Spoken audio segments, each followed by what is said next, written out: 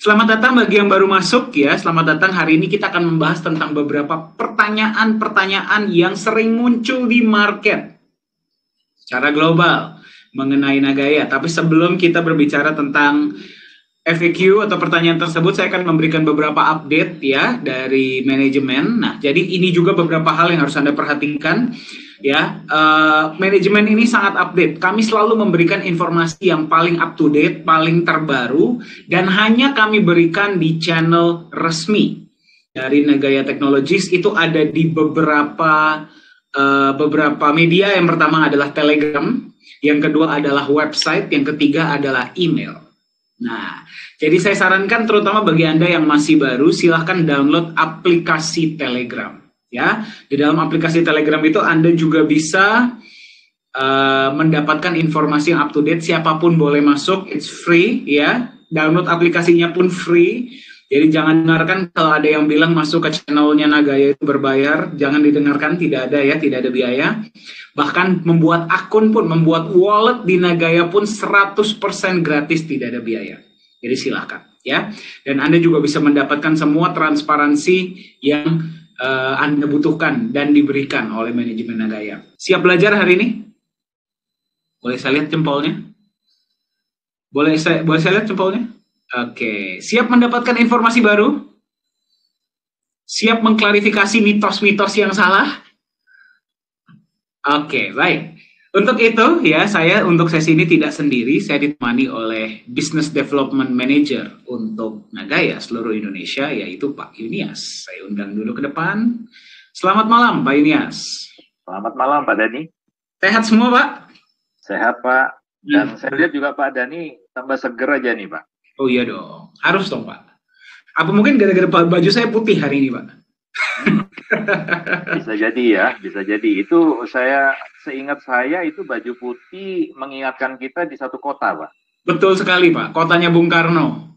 Kotanya Bung Karno. Iya. Ya. Itu sebabnya saya ganti, Pak. Ini, saya ganti DP saya hari ini. Oh iya. Itu kaosnya sama, Pak. Kaos Bung Karno. Ya. Saya ada kaos yang sama. Jadi ini terima kasih ya bagi teman-teman Nagaya di Blitar. Kemarin pas saya dan Pak Yunias berkunjung ya, saya dikasih kaos ini kaos bagus banget ya. Terus kemudian kita juga diberikan kaos Bung Karno. Ya, itu adalah bukti kecintaan Nagaya, holder Nagaya Indonesia terhadap Nagaya, dan juga kecintaan kami dari manajemen kepada Anda.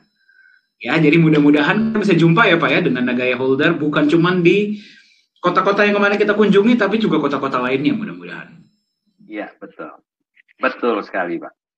Ya, dan selalu bukan hanya ada cerita-cerita yang baru menarik ya setiap kali kita berkunjung, tapi lebih dari itu sebenarnya kita juga mempersiapkan supaya teman-teman di kota-kota mereka bisa membangun komunitas Nagaya yang solid, yang sehat, dan terus berkembang, terus bertumbuh. Ya, tentunya itu harapan kita. Betul sekali Pak, betul. Ya, ingat tujuannya bukan sekedar jualan ya. Jualan itu nomor sekian, nomor kesekian ya. Jadi kalau ada orang bilang, wah saya berikan informasi tentang Nagaya, apakah buat jualan? Itu nomor sekian ya. Tugas Anda adalah Anda memberikan informasi yang tepat. Kenapa? Gara-gara Anda sadar bahwa aset ini bisa membantu mereka, bisa membantu keluarga mereka, bisa membantu orang-orang yang mereka sayangi, ya. Dengan Anda memberikan informasi yang tepat, Anda bisa memberikan mereka masa depan yang lebih baik. Masalah mereka mau beli, mereka mau nggak beli, itu bukan urusan Anda. Ya. Setuju Pak Yunias? Setuju sekali. Iya. Ya, karena Nagaya ada salah satu tujuannya atau misi kita, ya, selain kita ingin merevolusi industri kripto, ya. Dari semua tantangan-tantangan yang dihadapi dan belum ada solusi sampai hari ini, tapi juga tentunya kita ingin mensejahterakan dan mencerdaskan. Betul sekali. Ya, jadi dengan edukasi-edukasi yang terus kita bangun, harapan kita adalah semua holder, ya Nagaya holder itu paham bagaimana cara memilih sebuah aset yang berfundamental, aset kripto yang berfundamental baik, ya bisa di hold untuk jangka panjang. Ya, jadi ini ceritanya nanti bukan cuma jatuh pada pilihan Nagaya saja, Pak Dani, tetapi juga berbagai tawaran kripto di luaran sana kalau memang memiliki fundamental dan kemudian juga performa dan kinerja yang baik, why not ya? Kenapa tidak? Ya, betul ya. Nah, jadi kalau edukasi ini disimak baik-baik, ya, ini akan menciptakan sebuah standar, ya, standar di mana teman-teman semua itu bisa menentukan kenapa saya harus memilih yang ini dan tidak memilih yang itu. Ya, betul sekali Pak. Ya, jadi kita nggak bilang ya, Anda cuma pegang Nagaya dan tidak ada aset lain. Itu menurut saya cukup delusional ya. Saya punya aset lain, ya. Saya punya aset fisik ya, aset fisik, aset tradisional saya punya. Kenapa? Karena mereka punya fundamental yang kalau nggak sama, ya minimal setara lah dengan Nagaya ya. Karena saya orang tradisional Pak. Yang saya cari bukan trading, tapi saya cari tradisional. Nah, tapi kalau ditanya aset kripto apa yang saya punya, cuma Nagaya. Kenapa? Bukan gara-gara saya nggak mau untung ya. Semua orang mau untung. Ya, masalahnya adalah saya nggak mau untung cuma sebentar, tapi besok pusing kepala saya. Saya pengen beli sesuatu, Pak. Yang saya beli hari ini, kalau bisa saya pegang untuk waktu yang lama. Nggak pengen saya jual-jual, Pak. Sambil dia harganya naik, saya terima benefit. Nah, tapi sayangnya Pak, sejauh ini yang bisa memberikan saya itu ketenangan pikiran, kenaikan harga, fundamental yang bagus, benefit setiap bulan ya cuma Nagaya. Ya, betul sekali. Kalau ada yang setara atau lebih baik, tolong kasih tahu saya ya Pak. Masalahnya belum ketemu sampai sekarang. Ya, justru tujuannya kan itu Pak. Ketika Nagaya menjadi sebuah standar baru di dunia aset kripto, tentunya kita juga berharap nanti pada akhirnya ada developer lain yang juga mau membangun atau menciptakan lah ya aset kripto mereka dengan konsep-konsep yang memiliki fundamental. Sehingga ketika ada orang berpikir semua aset kripto itu adalah hanya alat spekulasi saja, nah kita bisa patahkan. Minimal dengan adanya Nagaya itu sudah bisa dipatahkan. Nah, apalagi nanti kalau ada developer yang lain juga mereka menciptakan ya dengan standar minimal itu sama seperti Nagaya. Ya, tentunya itu keren ya Pak ya. Sangat Pak, sangat keren. Ya kita justru mendukung ya, kita justru sangat mendukung. Ayo developer lain conteklah konsep Nagaya. Ya kan mungkin kita mulai dengan pertanyaan yang pertama ya Pak ya. Ini ada yang masuk. Jadi gini, kita sudah dapat beberapa list pertanyaan dari tim PR kita, Bapak Ibu, ya, yang akan kita coba bahas hari ini kepada Anda semua ya. Jadi bukan klarifikasi, tapi edukasi. Oke. Pertanyaan pertama seperti ini, Pak. Itu sebenarnya pertanyaan yang udah saya siapkan buat agak nantian, Pak. Cuman karena Bapak menyebut, jadi kita langsung bahas saja. Pertanyaan pertama. Ya, konsep Nagaya ini kan bagus dan revolusioner. Bagaimana kalau konsepnya dicontek sama developer lain? Itu pertanyaannya Pak. Oke, saya jawab dulu ya Pak ya. Silakan Pak. Oke, jadi ya justru itu sangat baik. Jadi artinya secara tidak langsung itu sebuah pengakuan ya dan sekaligus sebuah penghargaan. Ya, saya pikir malah kita tidak melihat, waduh, mereka jadi kompetitor dong. Oh tidak. Kita tidak melihat ketika ada yang mencontek konsep Nagaya, melihatnya dengan sinis, lalu kita berpikir, wah ini muncul saingan nih ya, kompetitor nih ya. Ya ayo kita kerjain. Enggak.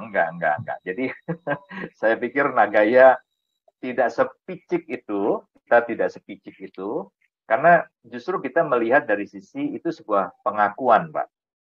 Sebuah penghargaan. Ya, itu sebabnya mereka akhirnya memutuskan untuk membuat dengan konsep yang serupa. Bukankah tujuan kita adalah salah satunya menjadi sebuah standar baru ya di industri ini.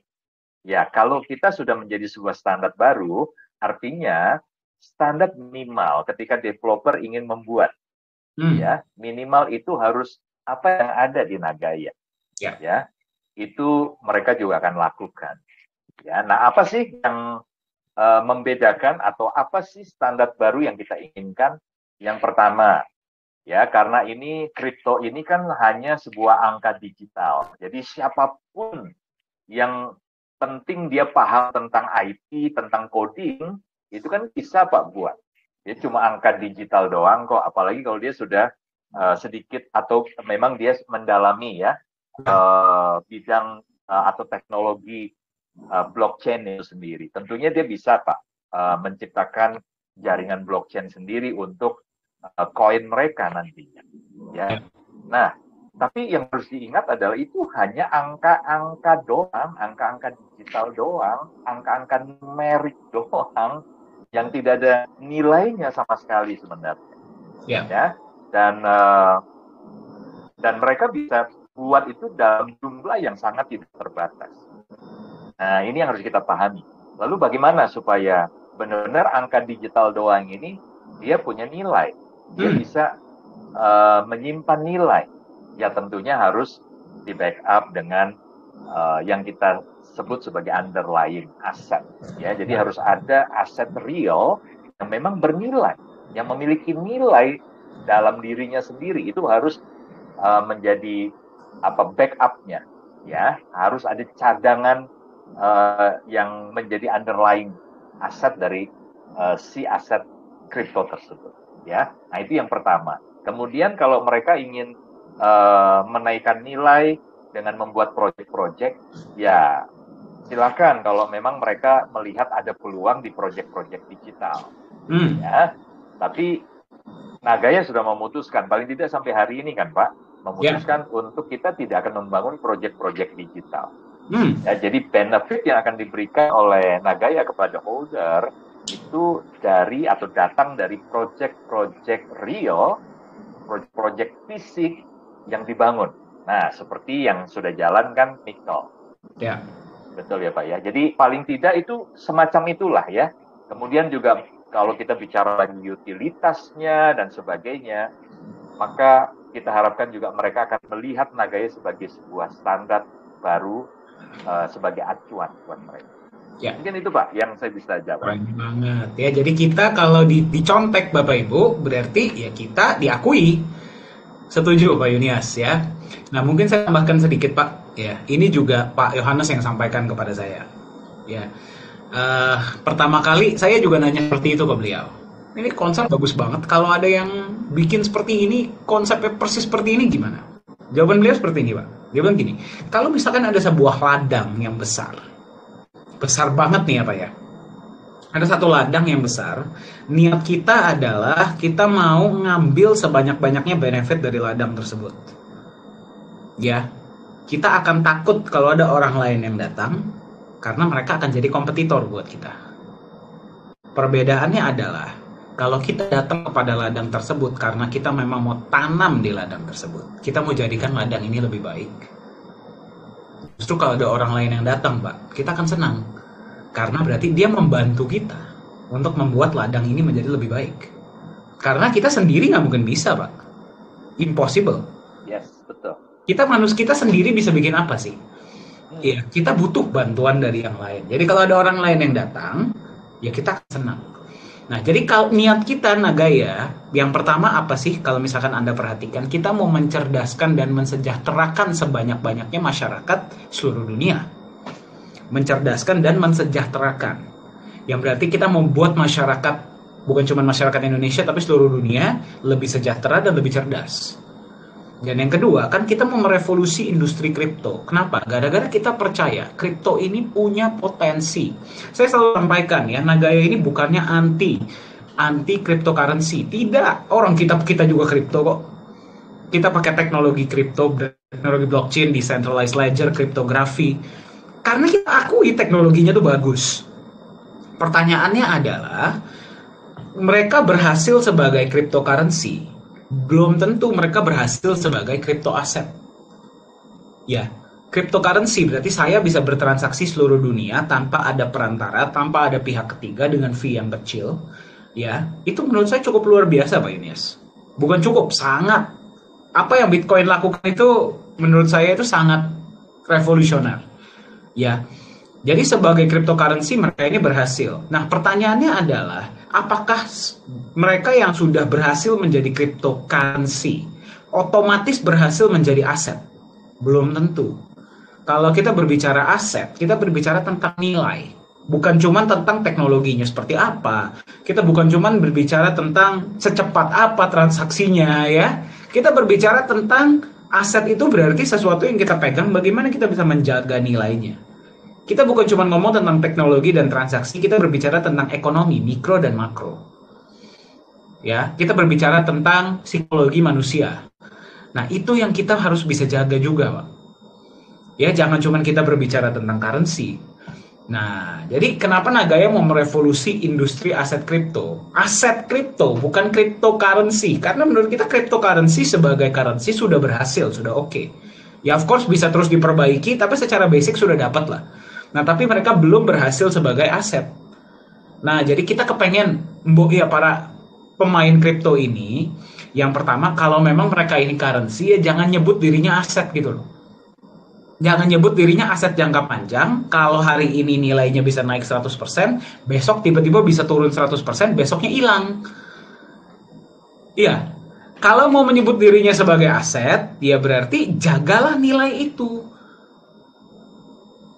Nah, jadi kalau kita punya visi yang sangat besar, mau mensejahterakan dan mencerdaskan dan merevolusi industri ini loh ya kita nggak bisa sendiri lah. Kita jelas butuh pemain-pemain lain juga, ayo kita sama-sama. Seperti yang tadi Pak Yunia sampaikan, kita jadi standar, kita justru lebih senang. Masalahnya sampai hari ini, belum ada yang bisa, belum ada yang bisa ya, belum ada yang konsepnya bisa sangat serupa dengan Nagaya. Kenapa? Gara-gara untuk membuat konsep seperti Nagaya, bagi Anda yang sedang menyaksikan ya, untuk membuat konsep seperti Nagaya, Anda bukan cuma butuh konsep. Kalau cuma konsep, siapapun bisa. Konsep Nagaya ini simple kok, Pak. Siapapun bisa kok. Ya, banyak orang yang bilang, wah konsep Nagaya itu revolusioner. Saya bilang, aduh, ini sebenarnya anak baru lulus kuliah ekonomi aja bisa memikirkan konsep ini gitu loh. Pertanyaannya adalah Anda juga butuh eksekusinya dan juga Anda butuh niat baik. Niat untuk mau berbagi keuntungan Anda kepada para holder. Niat untuk mau mengurangi keuntungan Anda karena 50%-nya dalam bentuk emas. Yang tadinya sebenarnya 100% bisa loh buat Anda. Anda mau gitu loh, niat 50%-nya saya belikan emas. Saya jalankan proyek pun nggak sepenuhnya saya pegang hasilnya. 60% saya bagi. Itu tiap bulan loh ya. Tiap bulan dan tiap proyek yang dijalankan. Jadi Anda bayangkan. Kemarin Anda yang ikut voice chat. Pak Yohanes Chandra keringetan, panas-panasan, kerja di proyek setiap hari. Tetap saja Anda tidak perlu melakukan apapun. Hasilnya 60% dibagi ke Anda. Dan bukan cuma satu proyek, mau ke depannya kita 20 proyek pun, semuanya hasilnya akan dibagi kepada pemegang Nagaya selama untung. Ya, kalau sampai ada kerugian di proyek, yang tanggung manajemen, bukan Anda. Itu niat namanya. Itu butuh niat. Niat untuk berbagi, niat untuk mau mensejahterakan orang lain. Itu yang belum banyak dimiliki oleh banyak orang. Ya, jadi kalau ada yang mau meniru konsep kita, ya, dan saya belum tambahkan, apapun yang dilakukan Nagaya tidak diharuskan dalam industri kripto. Tidak ada keharusannya. Jadi benar-benar purely 100% itu adalah niat dari Pak Yohanes Chandra. Zoom meeting yang kita lakukan hari ini, voice chat bisa 3-4 kali seminggu. Zoom meeting bisa sekarang 2-3 kali seminggu. Apakah diharuskan? Tidak. Apakah Anda yang masuk ke dalam Zoom meeting ini langsung 100% akan beli? Ada minimalnya? Tidak. Ya, Anda mau beli, Anda mau nggak beli, Anda mau punya 1 koin, mau punya 1000 koin, silahkan join di edukasi. Ya, apa itu semua namanya? Niat. Ya, niat itu yang belum tentu dimiliki oleh banyak orang. Kenapa? Karena niat mau capek, niat mau berbagi, niat mau mencerdaskan, niat mau bikin orang lain sejahtera, bukan cuma dirinya sendiri. Ya, jadi kalau ada yang mau meniru konsep Nagaya, silahkan. Dengan senang hati kami dukung. Kalau perlu ayo duduk kami ajarin caranya. Masalahnya belum ada sampai hari ini yang melakukan. Kita nunggu kok. Ya, kita nggak takut gara-gara kalau ada lebih banyak yang mau membantu kita membuat ladang ini menjadi lebih baik, kita pun lebih bahagia. Betul. Betul ya Pak Yunis ya? Betul sekali Pak. Ya, jadi saya tambahkan sedikit aja. Silakan, Pak. Ya.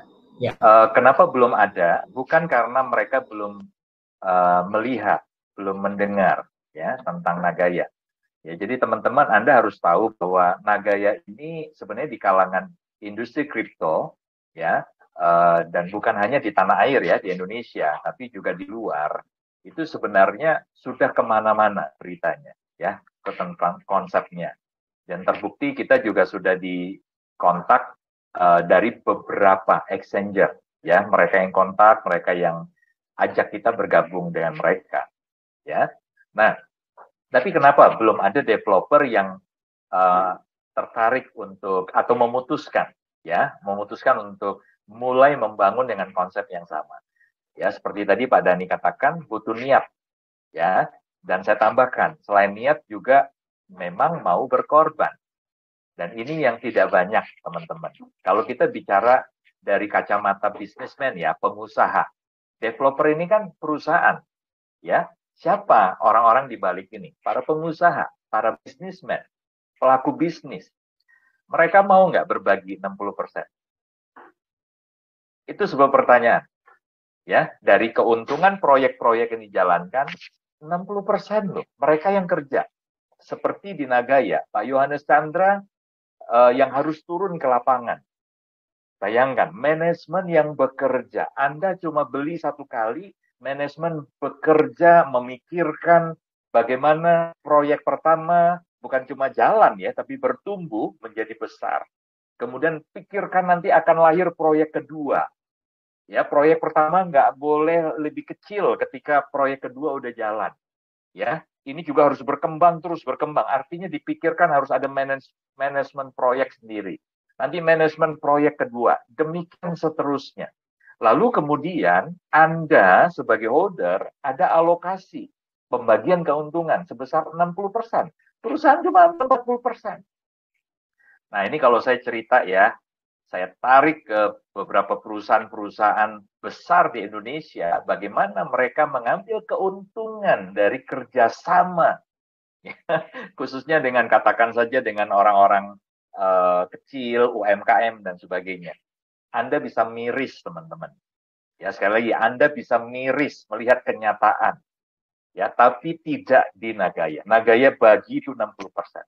Dan menurut saya, ini yang tidak mudah untuk akhirnya mereka memutuskan untuk niru konsep ini.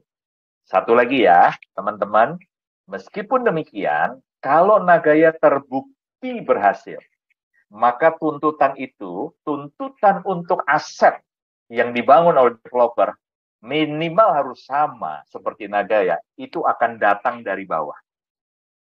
Ya, dari para holder, dari para investor yang menuntut untuk setiap kripto yang dibuat itu minimal ya harus punya standar seperti Nagaya.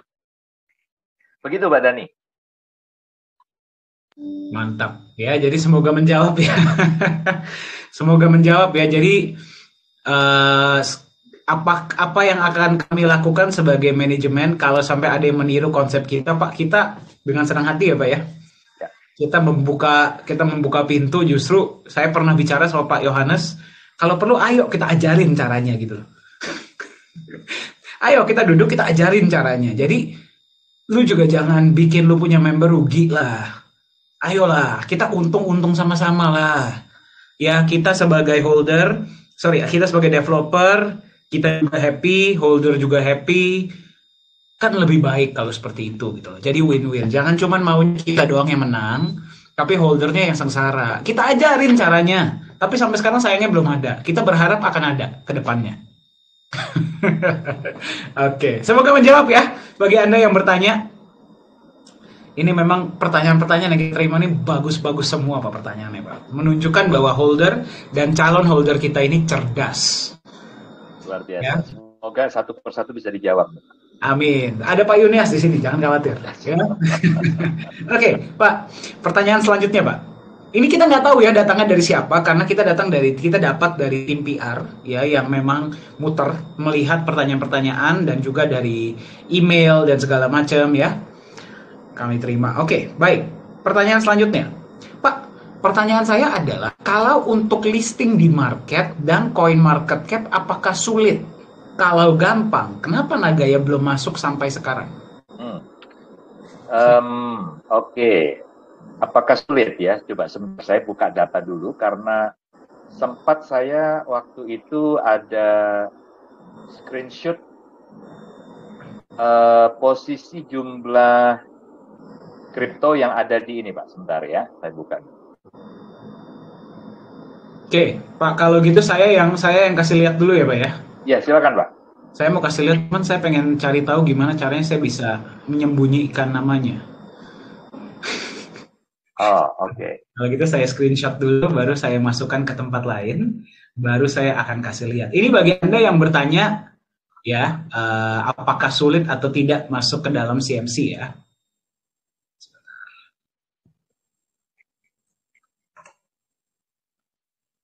Oke. Saya share screen ya, Pak ya. Mohon izin ya. Ya, silakan, Pak, silakan. Oke, sebentar. Bisa lihat layar saya? Kelihatan, Pak, kelihatan. Kelihatan? Bisa dibaca? Bisa dibaca. Agak kecil ya. Saya nggak bisa zoom, Pak. Ini yang paling maksimal. Oke. Tapi masih bisa. Kebaca? Ya. Malam bro, mau info promo. Kalau ada project yang butuh untuk listing CMC dan bonus CoinGecko, working time pengerjaan 1 hari untuk token, estimasi paling cepat normal waktu 7 hari. Pengerjaan 2-7 hari untuk exchange, estimasi paling cepat normal waktu 30 hari. Cost, biaya untuk listing token 2.000 USD, biaya untuk listing exchange 2.500, berlaku sampai akhir bulan Agustus.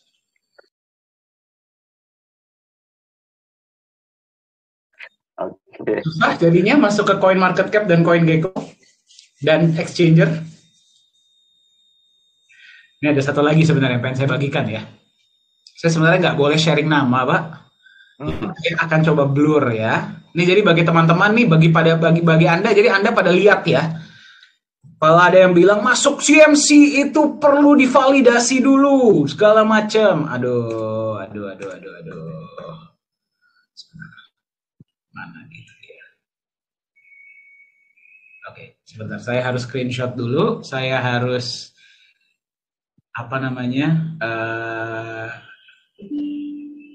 saya ini dulu ya, saya tutupin namanya. Kalau ketahuan saya kena marah nanti. Ini seharusnya bukan informasi yang dibagikan kepada publik ya, Bapak Ibu ya. Tapi ini agar Anda tahu aja. Ya, tapi biar Anda tahu aja ya. Sebentar. Ada nggak ya namanya ya? Mudah-mudahan nggak ada. Oke, baik. Kalau ada ya sudah lah ya, wassalam ya. Kelihatan? Ya, ini kalau saya bisa zoom, Anda bisa baca ya. Ini ada paket A, paket B, paket C, paket D. Yang ini 45.000 USDT, 75.000 USDT, 100.000 USDT, 160.000 USDT. Dan di sini kalau Anda bisa baca, sayangnya ini nggak bisa saya zoom. Ini namanya market making account for free. Termasuk di dalam paketnya. Ya, ini pesan seperti ini, saya bisa terima sehari itu 10. Nagaya, di emailnya Nagaya yang resmi. Masih bilang masuk exchange, masuk CMC itu sulit? Jadi saya itu saja, Pak. Silakan ditambahkan, Pak. Oke, sekarang saya tambahkan ini, Pak. Ini saya baru ketemu nih filenya. Oke, ya. Jadi teman-teman coba lihat yang di sini saja. Ini kelihatan nggak, Pak? Agak kecil juga sih. Atau saya kelihatan, Pak. Kelihatan, Pak. Ini. Nah, oke. Ini data per tanggal 10 November, Pak. Ya, pukul 00. Jadi ini benar-benar niat waktu itu, memang saya jaga, Pak. Saya tunggui, Pak. Dan Pak Dani tahu nggak? Ya, 2 menit sebelum pukul 00, Pak, itu 705, Pak. Jumlahnya 21.705. Ya, total aset yang terdaftar. 2 menit sebelum pukul 00, dia bertambah 1, jadi 21.706. Oke, itu satu fakta yang saya ingin tunjukkan. Catat aja 3 angka yang di belakang, 706. Di tanggal 10 November. Ya, sekarang kita lihat posisi coin market cap hari ini, Pak. Per hari ini. Ada berapa ini?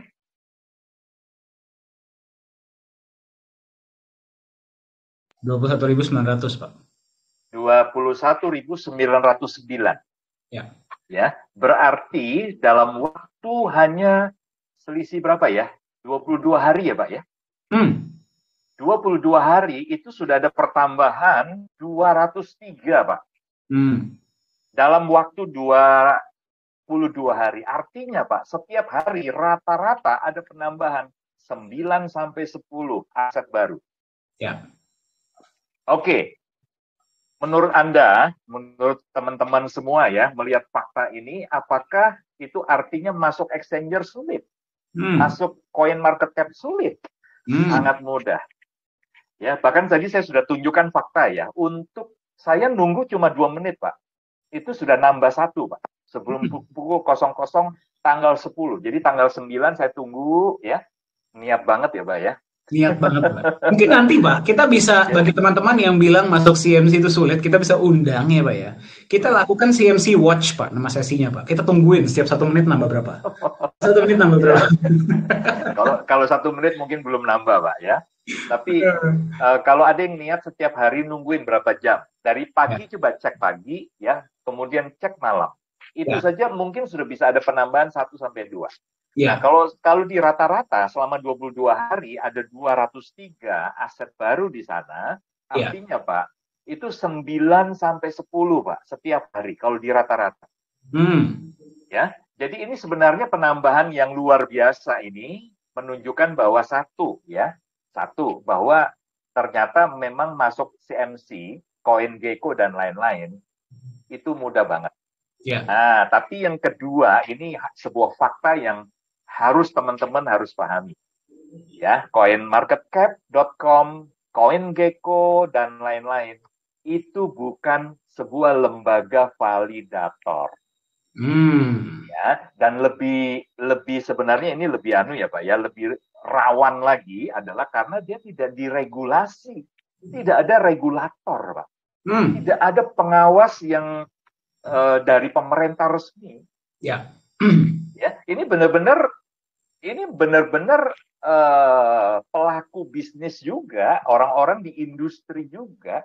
Dan kita tahu ya, coin market cap itu dimiliki oleh Binance, diakuisisi oleh Binance. Ya, jadi miliknya Binance itu coin market cap. Jadi ada kepentingan bisnis di sini. Ini sebuah industri di belakangnya. Kalau kita mau bicara lebih jauh lagi, ini industri kapitalis yang tujuannya jelas, ya, ngumpulin kapital, ngumpulin kekayaan dengan cara apapun. Betul. Ya, jadi makanya beberapa hari yang lalu saya sempat tulis sebuah, bukan artikel lah ya, tulisan pendek. Apakah kita ini Nagaya sebenarnya antipati atau anti dengan CMC exchanger? Sama sekali tidak. Ya, sama sekali tidak. Karena memang platform ini juga berguna ya, Pak ya. Banget.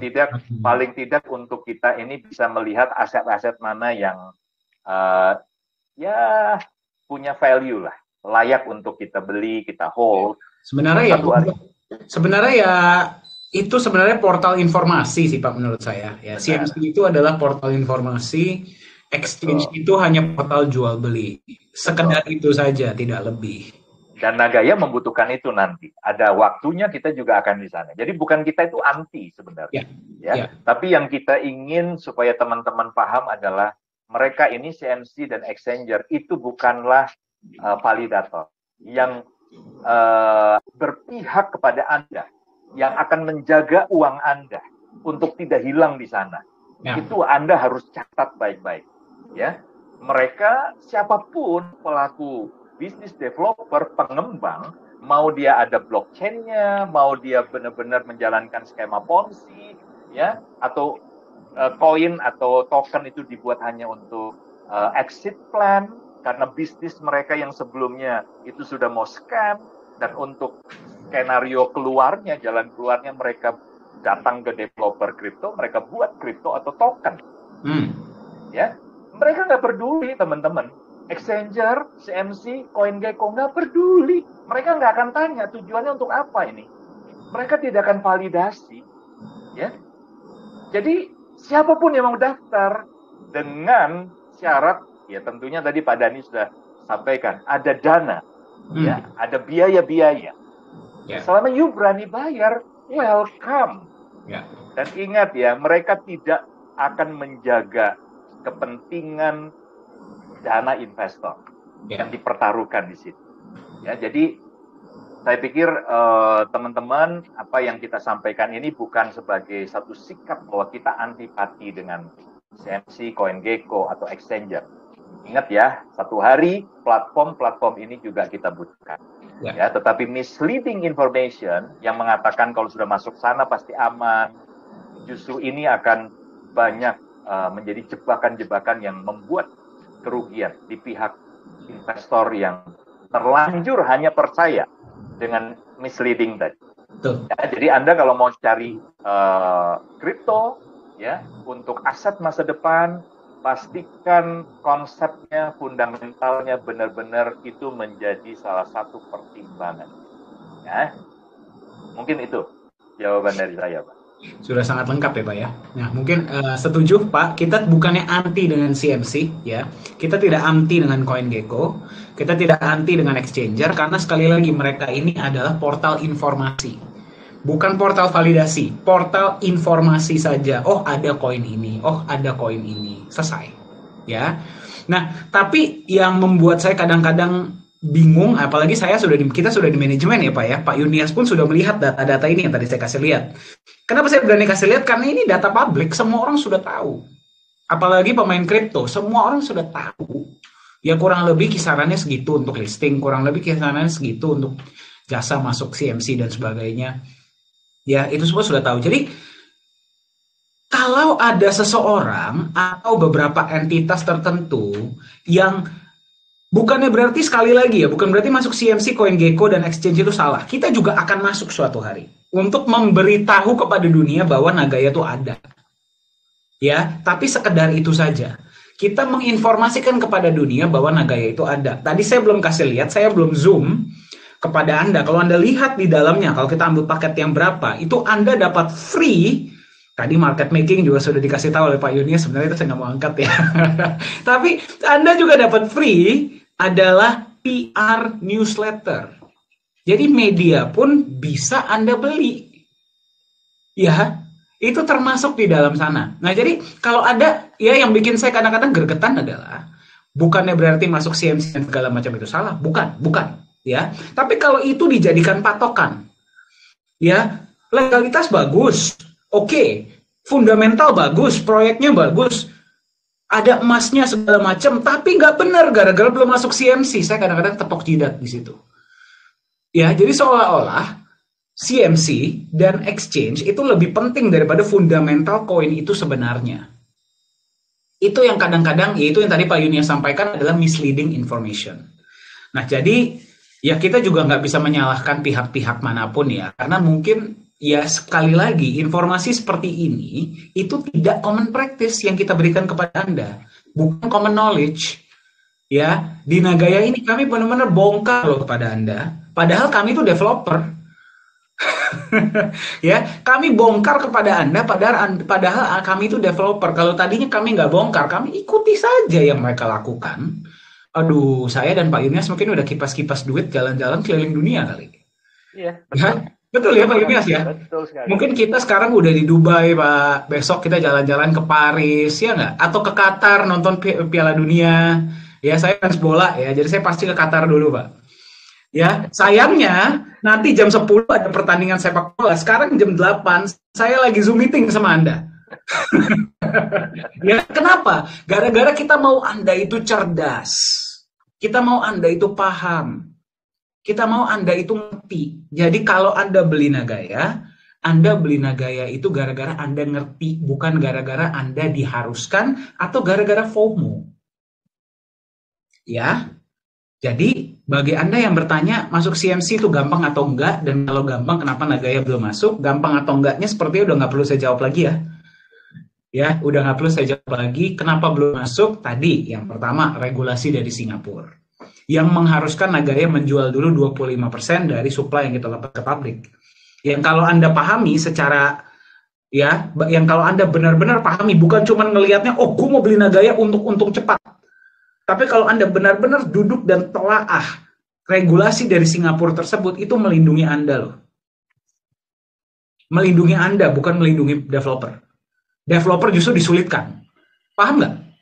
Kita justru disulitkan. Lu sebelum bisa masuk exchanger, lu jual dulu tuh 25%. Buktikan bahwa publik percaya sama koin lu. Baru kita izinin lu listing. Menyusahkan kita. Banget. 4 tahun loh masih ICO kita. 4 tahun loh kita mesti bikin edukasi segala macam, dan kita akan tetap lakukan bahkan setelah listing. Ya, tapi yang disulitkan adalah developer di sini. Yang diuntungkan Anda, kok justru Anda melihat itu sebagai, aduh ini lama lah segala macam. Melindungi Anda loh. Iya, ya. Betul ya Pak Yunias? Iya, jadi jangan melihat ya ketika pemerintah Singapura itu berpihak ke Anda dengan membatasi kami, supaya kami harus 25% dulu terjual, itu jangan Anda lihat justru sebagai sesuatu yang negatif, sebagai kelemahan. Ya. Justru pemerintah Singapura itu jaga Anda gitu. Tapi sebenarnya gini Pak, ya ini lebih ke pemerintah Singapura, memang dia jaga masyarakatnya Pak. Ini negara dengan luas wilayah yang sangat kecil, dengan jumlah penduduk yang cuma sekitar 6 jutaan. Ya, setengahnya ya, sekitar 60% aja dari penduduk Jakarta, bayangin Pak. Nah itu kalau sampai pemerintah Singapura tidak jaga masyarakatnya dari bisnis-bisnis yang berpotensi untuk scam, waduh, ini negara bisa bankrupt dengan mudah. Nggak ada lagi yang bisa dijual istilahnya ya Pak ya. Itu dia. Jadi ketika kita memang secara sadar kita mendaftar di pemerintah Singapura, ya kita tahu konsekuensinya akan ada regulasi yang benar-benar ketat. Dan kita benar-benar mau taat sampai sesuai dengan ketentuan mereka, itu tercapai 25%. Betul. Nah, satu lagi Pak, ini terakhir Pak untuk pertanyaan ini ya. Jadi kalau kita bicara ya kasus seperti FTX kemarin. Nah, nasib dari token atau koin ya Pak ya? Koin native ya? Token lah Pak. Token FTX ya? Kan token native-nya. Oke. FTT kan token native-nya FTX. Oke, FTT. Begitu kita lihat bagaimana FTT ini bermasalah, kehilangan nilai, ya, FTX-nya bankrupt, ya, apa yang terjadi? Apa yang terjadi dengan nasib FTT di beberapa exchanger yang ada di Indonesia? Dengan mudahnya loh, exchanger mengumumkan bahwa per tanggal sekian akan di-delisting. Pertanyaannya adalah, apakah pihak exchanger bertanggung jawab dengan kerugian Anda? Kehilangan nilai loh. Kehilangan nilai. 100%, nyaris 100%. Ya. Jadi sekali lagi ya, kalau kita ngomong seperti ini sebenarnya, ya ini ngeri-ngeri sedap juga gitu loh. Ya, karena kita ngomongin exchanger yang satu hari kemungkinan kita akan berada di sana. Ya, jangan sampai nanti gara-gara ini kita di-ban lagi Pak. Ya kan nggak bisa gitu loh. Tapi cobalah, artinya kalau kami dari developer, kami bicara seperti ini, itu karena benar-benar kita ingin Anda menjadi holder, ya, atau investor yang cerdas, yang tahu bahwa di industri ini seperti apa. Dan yang kami sampaikan ini sebenarnya baru kulitan, teman-teman. Ya. Kami juga nggak mau gitu loh, jadi musuh buat semua orang, ya, dengan developer, dengan pelaku-pelaku industri dari industri kripto, ya kan? Kita hanya menyampaikan sesuatu yang kita pikir ini perlu Anda pahami supaya Anda cerdas. Selebihnya Anda dior, ya, research sendiri, cari tahu. Kami kasih umpan, Anda silakan research. Apakah yang saya sampaikan, yang Pak Dhani sampaikan, dari manajemen sampaikan, ini benar atau enggak? Ya. Ya, jadi itu tambahan dari saya. Ya, terima kasih Pak Yunias, ya sudah ditambahkan. Sekali lagi Bapak Ibu sekalian, kita bukan anti CMC, bukan anti CoinGecko, bukan anti exchanger, ya. Tapi janganlah kita mengedepankan mereka dan kita melupakan fundamental. Ya, yang paling penting yang mana Anda harus tahu skala prioritas Anda. Ya, dan jangan juga hanya gara-gara semua orang mengatakan seperti itu sudah pasti benar. Ya, do your own research, Anda lakukan riset Anda sendiri dan gunakan logika dan hati nurani Anda. Ya, ujung-ujungnya semua orang bisa memberikan Anda apa yang mereka ketahui, apa yang mereka yakinkan. Kami juga dari manajemen Nagaya menyampaikan apa yang berdasarkan fakta ya, berdasarkan data dan fakta, tapi ujung-ujungnya silakan Anda do your own research dan gunakan logika dan hati nurani Anda sendiri. Ya, semoga menjawab. Waduh, Pak, ini 2 pertanyaan tapi kita benar-benar kupas secara tuntas ini ya, Pak ya. Padahal lebih banyak ini Pak daftarnya. Oke, Bapak Ibu sekalian, mungkin tidak semua pertanyaan bisa kita jawab hari ini. Ya, mungkin nanti akan ada sesi-sesi lanjutan. Ya, tapi ya kami berusaha semaksimal mungkin ya untuk kami bisa menjawab pertanyaan-pertanyaan Anda. Oke, baik. Pak, apakah sudah ada update untuk proyek kedua dan bagaimana progres untuk proyek pertama pada tahap ini? Menarik ya. Jadi teman-teman yang harus kita pahami, proyek pertama itu sudah dijalankan dari Oktober 2020. Itu sebenarnya proyek yang setengahnya memang agak dipaksakan waktu itu ya. Karena informasi yang saya peroleh Pak Dhani di awal itu persis Pak 1 bulan Pak. 1 bulan ketika saya baru saja mengenal Nagaya. Ya, informasinya adalah sebenarnya rencananya di 3 juta, penjualan 3 juta baru proyek bisa dijalankan. Ya, tapi karena ada permintaan dari bukan permintaan lah. Ya, setelah diskusi dari senior juga ada yang memberikan masukan, pertimbangan setelah dihitung oleh Pak Yohanes. Oke, bisa dijalankan ketika penjualan di 1 juta. Ya, tapi memang tidak bisa terlalu berharap ya proyek ini akan di awal sudah bisa memberikan hasil yang maksimal kepada kita. Tapi puji Tuhan Pak, selama 2 tahun proyek ini berjalan, ternyata hasilnya luar biasa. Ya, kalau kita bicara perkembangan Pak, ya yang tadinya awalnya kalau kita hitung 1 juta Nagaya di $1 waktu itu ya Pak ya, berarti alokasi untuk proyek itu kan kurang lebih hanya di $300.000 Pak. Ya. Ya toh. Kurang lebih di angka 4,5 sampai 5 miliar modal yang dialokasikan. Ya, itu artinya memang benar-benar kalau Pak Yohanes bilang kita cuma nebeng saja, ingat ya, kita cuma nebeng, itu memang betul-betul nebeng, ya kan? Ya terbukti eskavator pun harus sewa, dump truck pun harus sewa, dan semuanya serba nebeng, ya. Tapi hari ini kalau kita lihat perkembangannya, kita sudah punya 2 eskavator, ya, yang dibeli secara cash. Nah ini luar biasa, ya. Belum lagi armada-armada yang lain, ya, tim kerja, tim proyek yang semakin profesional sampai ke sini.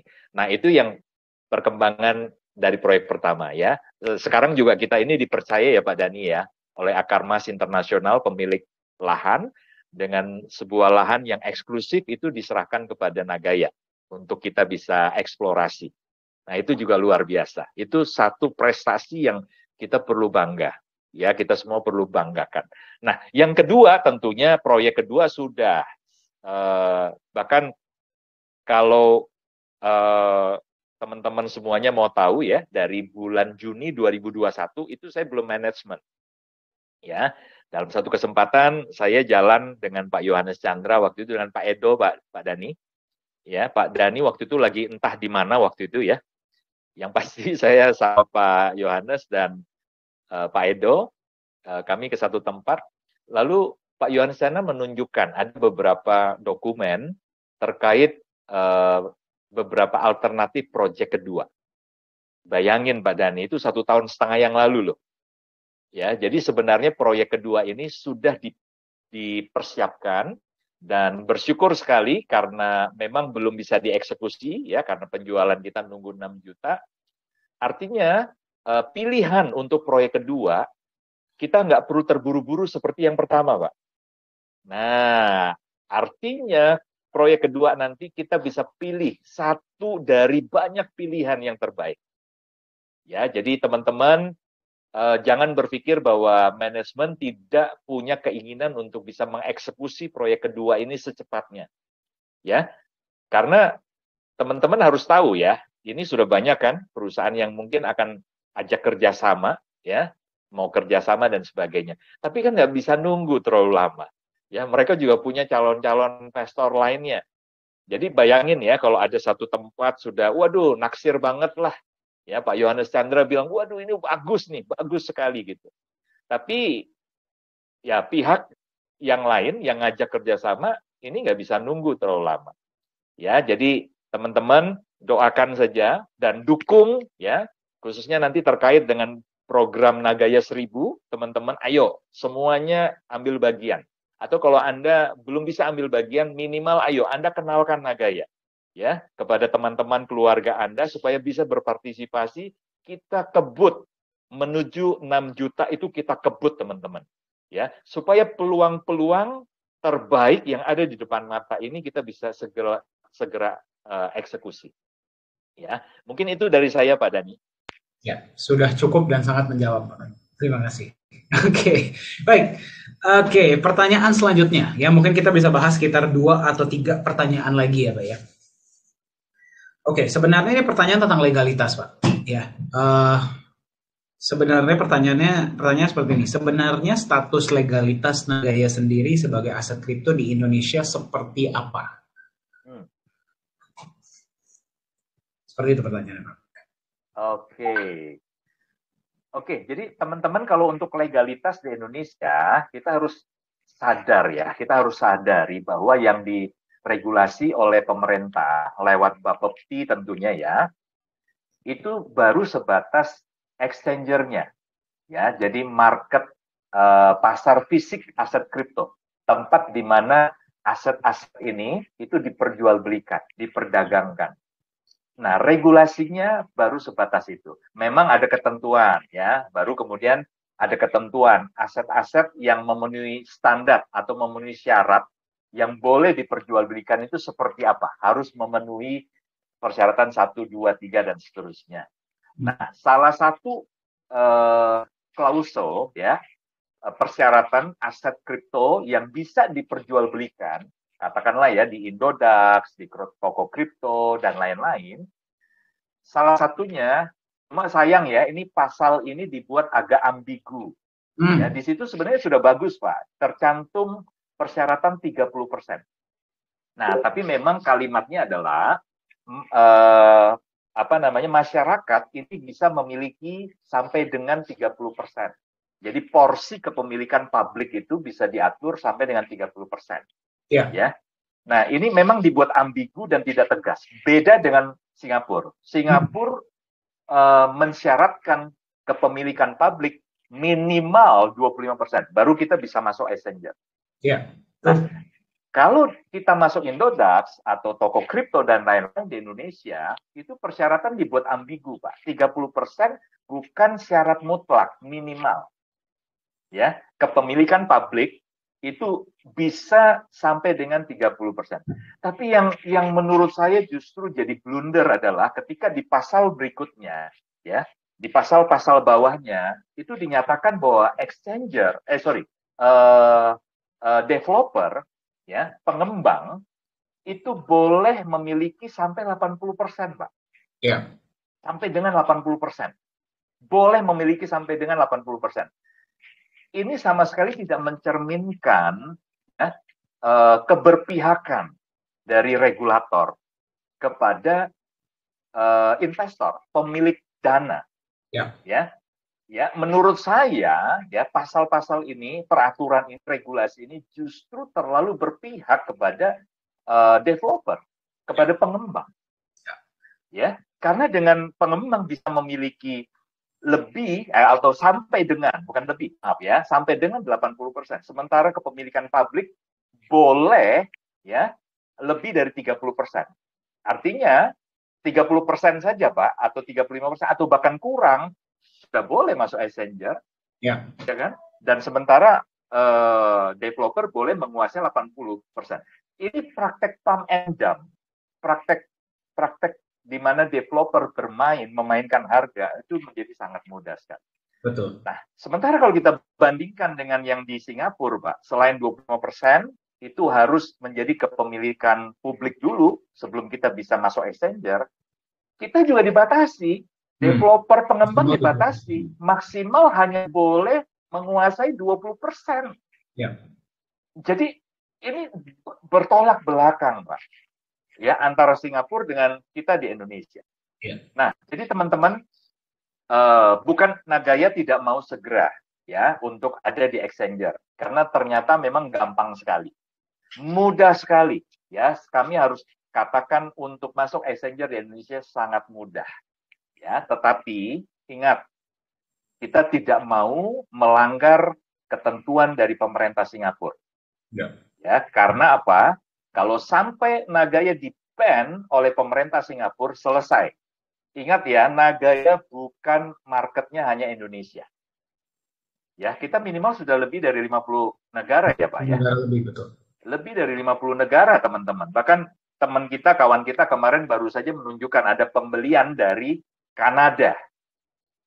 Ya, dari Kanada itu sekitar $1.300 atau berapa itu. Ya, ada kawan kita yang menunjukkan itu kepada di salah satu grup. Ya, jadi teman-teman, kita ini aset yang diperjualbelikan, marketnya global. Ya, kalau di Indonesia kita cukup masif, ada Zoom meeting, ada voice chat. Ya, itu karena manajemen juga sebagian orang-orang Indonesia berdomisili di Indonesia. Ya, proyeknya juga di Indonesia, dan kita mau sebenarnya di tahap ICO ini mayoritas pemilik Nagaya itu orang Indonesia. Ya. Kenapa? Ya, karena ini bicara kedaulatan loh. Ya, nikel itu jadi incaran dunia, sampai Indonesia digugat loh sama Uni Eropa ke WTO, menang lagi. Coba, nikel itu sumber daya alam kita. Kalau kepemilikan Nagaya, di mana proyek kita yang pertama adalah nikel, benefitnya itu lebih banyak dirasakan, dinikmati oleh teman-teman kita di luar Indonesia. Nah, harusnya kita kan sebagai warga negara Indonesia, ya bicara kedaulatan, cinta tanah air, nasionalisme gitu, ya kita nggak rela dong. Betul nggak sih? Ya. Ya kan, jadi teman-teman, ayolah, ya, kita harus benar-benar ya memahami ya apa alasan kenapa Nagaya sampai hari ini memang belum berada di exchanger. Bukan karena kita nggak mau, tapi karena satu, ada regulasi dari Singapura, ya, dan yang kedua, teman-teman, kita ingin ya di tahap ini kalau bisa segera mungkin, secepat mungkin, sebanyak mungkin orang Indonesia yang borong, ya, yang borong Nagaya, supaya semua benefit yang kami bisa berikan itu Anda yang nikmati secara maksimal. Mungkin itu, Pak. Mantap. Ya, sudah sangat menjawab. Ya, seperti saya nggak perlu tambahkan. Ya, tapi istilahnya simpelnya adalah Nagaya terdaftar resmi di Singapura. Ya, terdaftar resmi di Singapura. Legalitas semua jelas. Bisa Anda cek di website pemerintah Singapura. Bagaimana statusnya di Indonesia? Memang dari awal kan kita sampaikan, Nagaya belum terdaftar di Indonesia. Seperti halnya ya kripto-kripto lain pun sebenarnya tidak ada legalitasnya di Indonesia, karena di Indonesia legalitas untuk exchanger. Ya, jadi kalau ada teman-teman kita di luar sana yang bilang, Pak, saya mau beli kalau nanti sudah terdaftar di Indonesia, ya silahkan. Ya, kita sudah listing di exchanger yang terdaftar resmi di Bapepti, otomatis Nagaya akan terdaftar. Ya, bagaimana caranya itu bisa terjadi? Tadi kembali ke poin utama, 25%. Ya, 25% supply yang kita lepas ke publik, kita berhasil jual, kita boleh mendaftarkan diri bukan cuma di exchanger Singapura, Indonesia, tapi seluruh dunia. Dan percayalah kalau saya sampaikan ini Bapak Ibu, exchanger yang meminang Nagaya itu sudah sangat banyak. Tadi aja satu saya udah kasih lihat. Ya. Terus ada satu lagi, sebenarnya saya tadi udah siapin, cuman nggak usah lah ya. Satu dulu saja, itu biar Anda bisa nggak tidur malam ini ya. Karena Anda ingat, tahun depan Nagaya akan digunakan di Lala Square. Lala Square pasti akan ada transaksi. Transaksinya volumenya bisa sangat besar dalam sehari. Siapa yang akan memanage transaksi tersebut? Ya exchanger. Ya, paham ya? Jadi itulah status legalitas Nagaya di Singapura dan di Indonesia. Semoga menjawab. Ya, oke. Ini ada satu pertanyaan yang tadi saya baca, sepertinya cukup unik ya, Pak ya. Ini baru masuk hari ini, Pak, katanya, Pak. Ya, kita baru terima ini sekitar siang ini. Ya, jadi seperti ini. Katanya, Pak, kalau saya bisa diyakinkan dan saya bisa dibuat percaya kalau Nagaya ini bagus, saya akan masuk 100 juta rupiah. Oke. Nah, jadi beliau ini ada satu cerita yang cukup menurut saya cukup unik, Pak. Jadi sepertinya calon holder ini sudah buat akun di Nagaya. Dia mencoba mengirim USDT ke walletnya Nagaya, wallet kita, wallet perusahaan. Kan kita kan bisa ya mendaftar menggunakan USDT. Terus USDT-nya kita top up ke dalam akun mereka. Nah, memang blockchain ini kan bisa dilihat seluruh dunia dan transparan ya. Katanya ketika dia buka wallet blockchain Nagaya USDT-nya itu ada hanya 62 USDT, Pak, 62 dolar. Nah, jadi pertanyaan dia, kok perusahaan sebesar Nagaya hanya ada 62 dolar di wallet USDT-nya, Pak? Saya jujur agak sedikit ketawa sih pas saya lihat pertanyaan ini, tapi siapapun berhak bertanya ya. Iya, iya. Jadi mungkin Pak Yunias boleh jawab dulu, Pak? Oke, iya, iya. Oke, jadi ceritanya mungkin yang bersangkutan ini ingin mencoba melakukan USD top up, ya, karena mekanisme kita sebelum di exchanger itu kan sebelum bisa melakukan pembelian sejumlah Nagaya dari perusahaan, ya, itu harus melakukan yang namanya USD top up. Nah, rupanya yang bersangkutan waktu diberi alamat tujuan, jadi dia mau menggunakan USDT. Kalau menggunakan USDT pasti nanti akan ada informasi wallet ya, alamat USDT tujuan. Nah, itu adalah wallet USDT wallet dari perusahaan ya. Jadi bukan USDT-nya siapa-siapa, itu perusahaan punya. Nagaya Technologies punya ya. Nah, rupanya yang bersangkutan ini melakukan tracking dulu, Pak.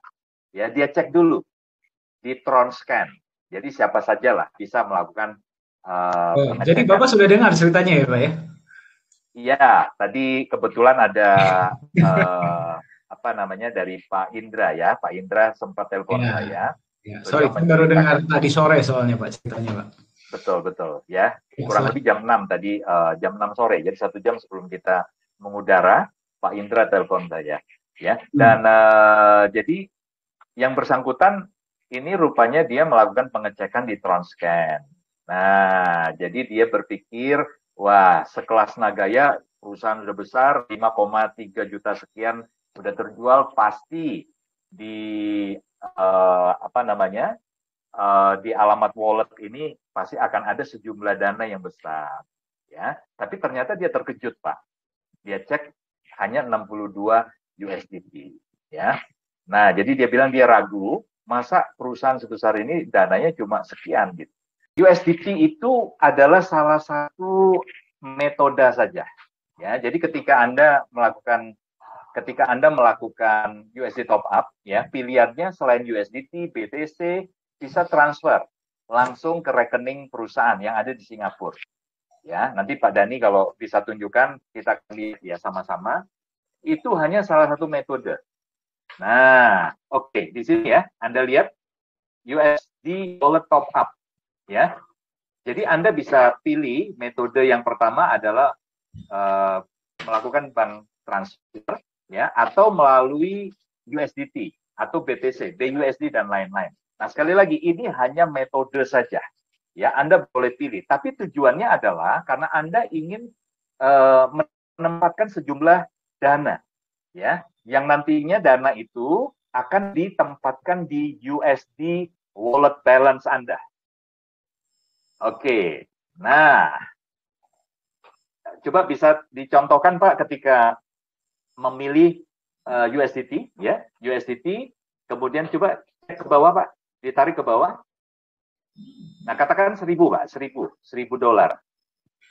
Di sini teman-teman kita semuanya sejahtera Pak, jadi 10.000 aja Pak. Oh, boleh, boleh. Buat 10.000. teman-teman kita di sini 1.000 nggak ada artinya Pak. Amin ya, Bapak Ibu ya. Ini saya Oke, doakan kemudian loh, next. kata-kata itu adalah doa loh. Oke, turun ke bawah. Nah, sebentar Pak, sebentar ya. Jadi ini ada total amount-nya adalah 10.250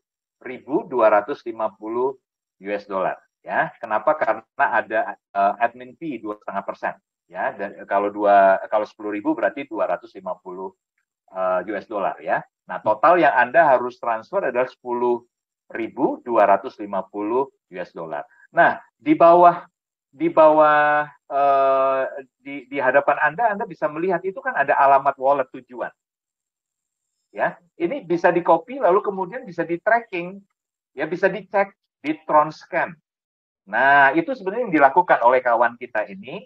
Dia melakukan pengecekan di Tronscan, lalu dia terkejut karena kok cuma 62 dolar atau 62 USDT. Nah, sementara ada kawan kita yang lain, Pak Dani, ya, itu cek jumlahnya wallet yang lain ya, karena ini kan setiap kali kita melakukan USD top up dengan USDT, alamat ini kan berubah, Pak. Berubah. Ya? Jadi kita ada Diacak. 10 sampai 20 wallet. Ya, Bahkan lebih akan saya. diacak.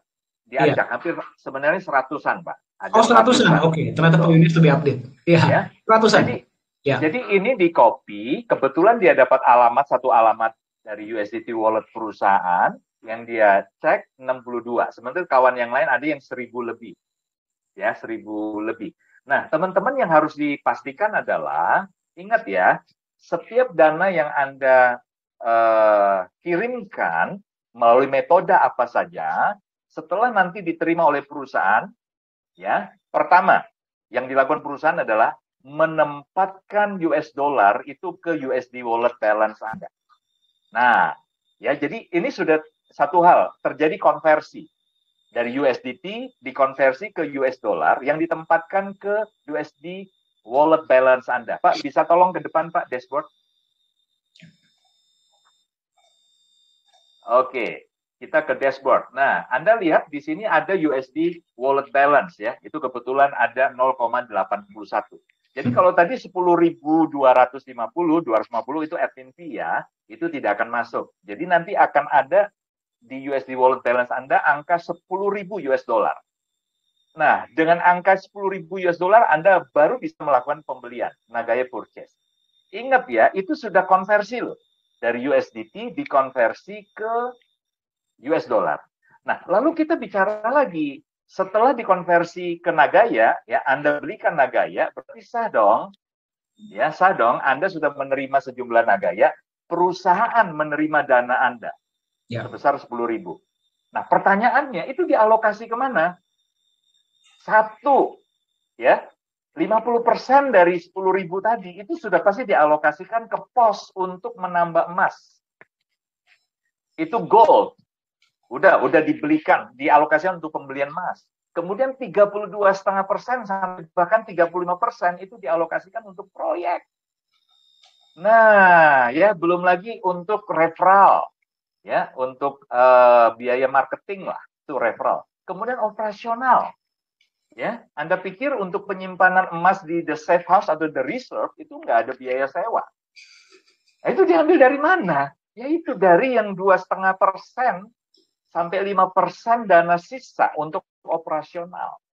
Aduh, jadi teman-teman, jadi jangan Anda bayangkan dana Anda terparkir ketika Anda kirim dalam bentuk USDT, maka dana itu akan terparkir di alamat itu, makin lama makin besar. Lah, kalau terparkir di situ, kami nggak boleh konversi jadi USD dollar, maka yang tadi 10.000 di USD wallet balance Anda itu dari mana? Justru jadi tanda tanya dong. Perusahaan ini benar nggak sih gitu ya? Nah, justru karena dari USDT itu bisa dikonversi ke US dollar dan ada di USD wallet balance Anda lakukan purchase. Setelah purchase, kami terima sah 10.000 itu dialokasikan kepada pos-posnya. Ya. Nah, jadi yang Anda lihat kalau ada 62 USDT sisa, kemudian ada 1.000 USDT sisa, saya sebutkan tadi sisa, itu benar-benar sisa yang belum kami konversi, teman-teman. Ya, jadi yang 62 itu juga nanti kan ada yang nambah ya, yang top up ya Pak Dhani ya. Ya. Akan ada penambahan, mungkin setelah sekian banyak pasti akan ditarik itu. Nah, Pak Yohanes Chandra lagi-lagi memberi ilustrasi nih Pak. Ya. Contoh, kalau Anda beli barang ya, katakan saja di mana, di Tokopedia. Ya. Atau di mana, di Shopee gitu ya, Anda beli gitu kan. Nah, Anda kan menempatkan dana tuh di virtual account kita, di mana yang ada di Shopee katakan aja. Anda kirim dari rekening bank Anda masuk ke virtual account Anda yang ada di Shopee itu, akun Anda. Ya. Nah, waktu Anda melakukan pembelian, barang A, katakan handphone, pertanyaannya, apakah dana Anda yang di virtual account Anda di Shopee tadi situ nggak boleh berkurang? Katakan Anda punya 10.000 $10.000 di akun virtual Anda di sana, lalu Anda beli handphone harga $1.000. Lah, ketika Anda sudah sah pembelian, masa $1.000 nggak boleh dipotong dari 10.000 dana Anda di sana? Nah, itu ilustrasinya yang diberikan oleh Pak Yohanes Chandra. Ya, jadi teman-teman, tentunya semua dana yang masuk di USDT, di BTC, ya alamat-alamat wallet tadi, itu pasti akan ditarik karena akan satu dikonversi di US dollar tadi supaya bisa ditempatkan di USD wallet balance Anda masing-masing. Yang kedua, setelah terjadi purchase pembelian Nagaya pasti dialokasikan untuk tujuan 50% emas, 32,5% sampai 35% untuk proyek dan lain-lain. Semoga menjawab ya Pak Dhani. Terima kasih Pak. Ya, mungkin saya menambahkan sedikit ya. Terima kasih, tadi udah sangat clear banget ya Pak Yunias. Saya mau menambahkan sedikit. Yang pertama, mungkin ini sebagai jawaban dari kami manajemen. Harusnya manajemen nggak ngurusin hal-hal seperti ini ya. Ya, siapapun boleh beropini. Ya, sekali lagi, siapapun boleh punya pendapat tentang Nagaya. Ya, tapi saya di sini tidak akan mau mencoba meyakinkan siapapun. Ya, jadi video ini bukan untuk meyakinkan siapapun. Setelah jawaban yang kami berikan, Anda mau percaya, mau nggak percaya, mau beli, mau nggak beli, mau masuk 100 juta, mau masuk 1 koin, bodoh amat, bukan urusan saya. Ya, tugas saya adalah mengedukasi dan memberikan informasi yang tepat. Itu saja. Ya, jadi kalau Anda datang ke kami bilang, Pak, saya mau mendapatkan informasi yang se-clear-clearnya mengenai Nagaya, ayo kita bicara. Dengan senang hati. Mau bicara tentang apa, ayo. Selama waktu memungkinkan ya. Tapi kalau datang, Pak, coba yakinkan saya bilang, Bapak coba cari perusahaan lain deh kalau gitu. Ya, cari aset lain deh yang bisa meyakinkan Bapak. Bukan itu tujuan saya. Saya lebih baik berbicara dengan para holder yang mau beli 1, 2, 3 koin tapi dia serius, daripada yang mau beli yang katanya ya, kebanyakan juga gak pernah kejadian biasanya ya, kalau udah ngomongnya di awal sudah sangat besar ya. Ya, tapi ujung-ujungnya hanya bicara saja. Saya tidak akan mau tanggapi. Karena tugas saya di Nagaya adalah mengedukasi dan memberikan informasi yang tepat. Oke, itu yang pertama. Yang kedua adalah, tadi Pak Yunias sudah jelaskan dengan sangat clear. Ya, dana yang masuk ke dalam perusahaan itu harus dikonversi ke dalam posnya masing-masing. Malah saya kaget, Pak. Ya, saya malah kaget. Di wallet tersebut bisa ada $62. Saya kira 0. Jadi Anda bayangkan, ya, ya, ini dana masuk nih, dolar kah, rupiah kah, terserah deh ya, masuk ke dalam salah satu dari, ini saya close dulu, salah satu dari beberapa cara-cara Anda bisa top up di Nagaya ya. Ini saya buka dulu USD top up ya. Oke. Nah, Anda masukkan uang fiat, uang Anda ya, ini uang Anda ya. Masuklah, kalau nggak ke bank transfer, kalau nggak ke wallet BNB, kalau nggak masuk ke wallet BUSD, masuk ke wallet Bitcoin, masuk ke Ethereum, ya, masuk ke USDT, atau masuk ke USDT yang TRC. Ini juga masing-masing itu nggak cuma satu akun loh. Mungkin USDT TRC ada beberapa akun. USDT TRC ada beberapa akun. Bitcoin ada beberapa akun. Ya. Ethereum ada beberapa akun. Berarti teman kita ini Pak sangat beruntung Pak, dari sekian banyak wallet yang ada, dia bisa menemukan salah satu wallet yang ada isinya. Luar biasa. Oke, nah jadi seperti ini ya, memang benar wallet dari kripto ini bisa dilihat oleh semua orang. Betul, saya setuju dan saya apresiasi ya, malah dia bisa menunjukkan itu beliau bisa menunjukkan itu kepada publik. Nah, tapi satu hal yang beliau mungkin belum lihat adalah ini. Kenapa yang ini nggak dicek? Tuh, ini kenapa nggak dicek? Kita bisa beli emas datangnya dari mana Bapak Ibu? Uang saya sendiri dari kantong, uang Pak Yohanes sendiri dari kantong. Oh, dana masuk ke Nagaya biarin aja di wallet, saya keluarin lagi di uang untuk beli emas. Atau Pak Dani, Pak Yunias, ayo kita patungan Pak, beli emas Pak. Ya dananya dari mana? Ya dananya dari dana pembelian lah. Kan kita bilang sama Anda, ya kita kan bilang dari awal. Tadi Pak Yunias sudah jelaskan dengan sangat clear. Dana masuk ke Nagaya, 50%-nya kita pakai buat beli emas. 50%-nya, sisanya itu ada alokasi untuk proyek, untuk operasional, untuk referral, dan sebagainya.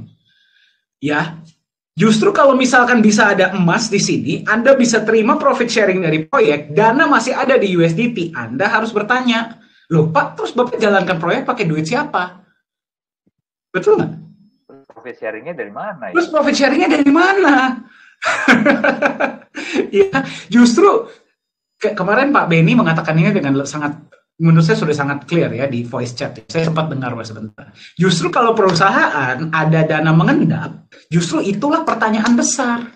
Dana mengendap, Anda harus paham ya, dana mengendap yang masuk bukan cuma ke sebuah perusahaan, tapi juga ke sebuah perbankan. Dana mengendap itu dihitung sebagai sebuah liabilitas, bukan aset. Kenapa? Gara-gara dia tergerus inflasi, dia kena potongan biaya, segala macam. Dana itu harus cepat-cepat kita keluarkan agar bisa kita putarkan. Nah, kalau di Nagaya kan alokasinya jelas.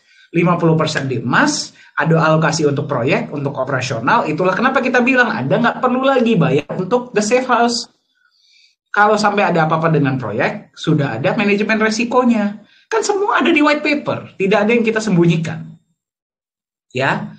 Nah, jadi pertanyaan saya, kenapa ini emas tidak dikasih lihat kepada publik? Ini jelas-jelas kita kasih lihat loh. Anda nggak perlu punya skill IT loh untuk melihat emasnya Nagaya. Nah, terus satu lagi. Bentar, saya close dulu. Satu lagi, kita masuk lagi ke transparansi data, kita masuk ke profit and loss report. Nggak usah deh jauh-jauh, lihat deh yang paling terakhir. Nah, ini kenapa nggak dilihat? Kenapa nggak dikasih lihat? Ya, di semua dananya jelas loh.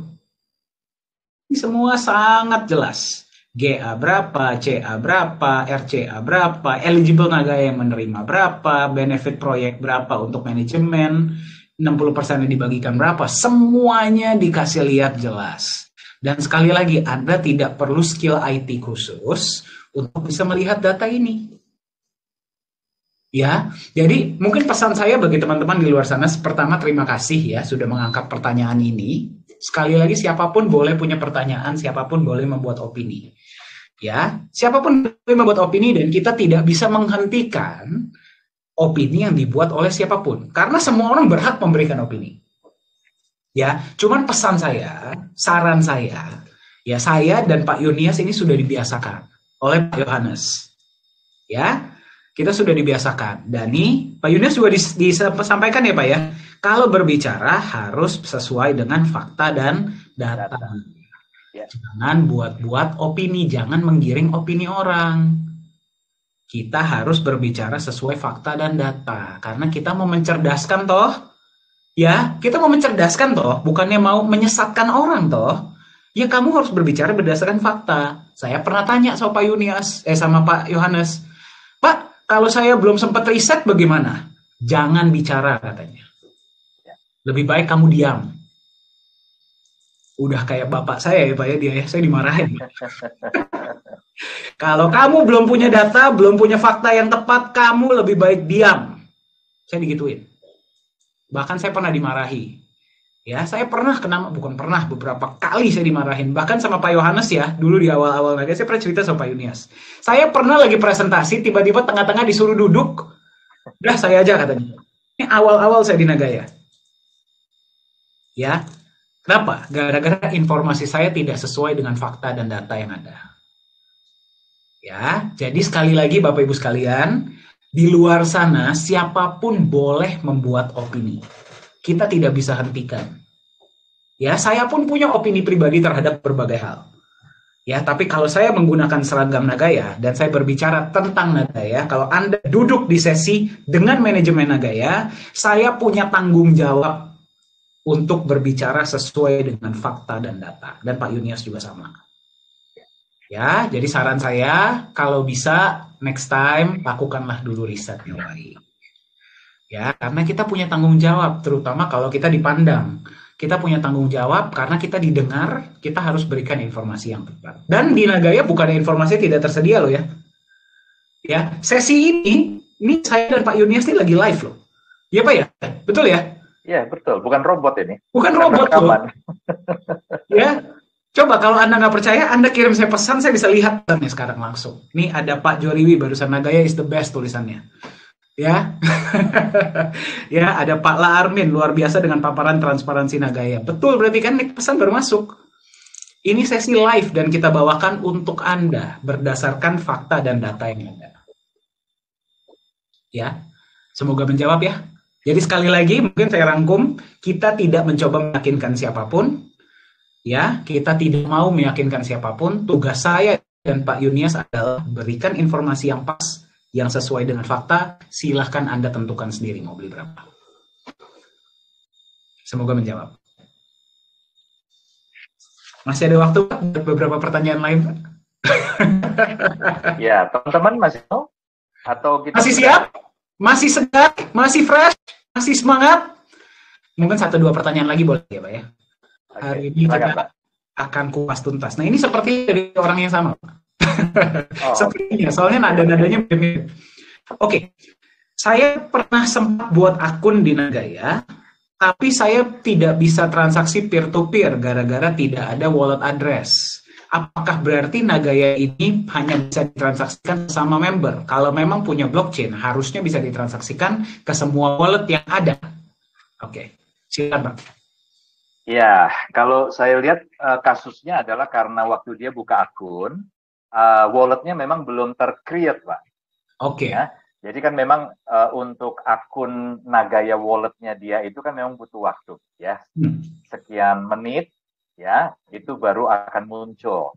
Ya. Nah, rupanya beliau mungkin waktu create account itu juga sambil live, mungkin, ya.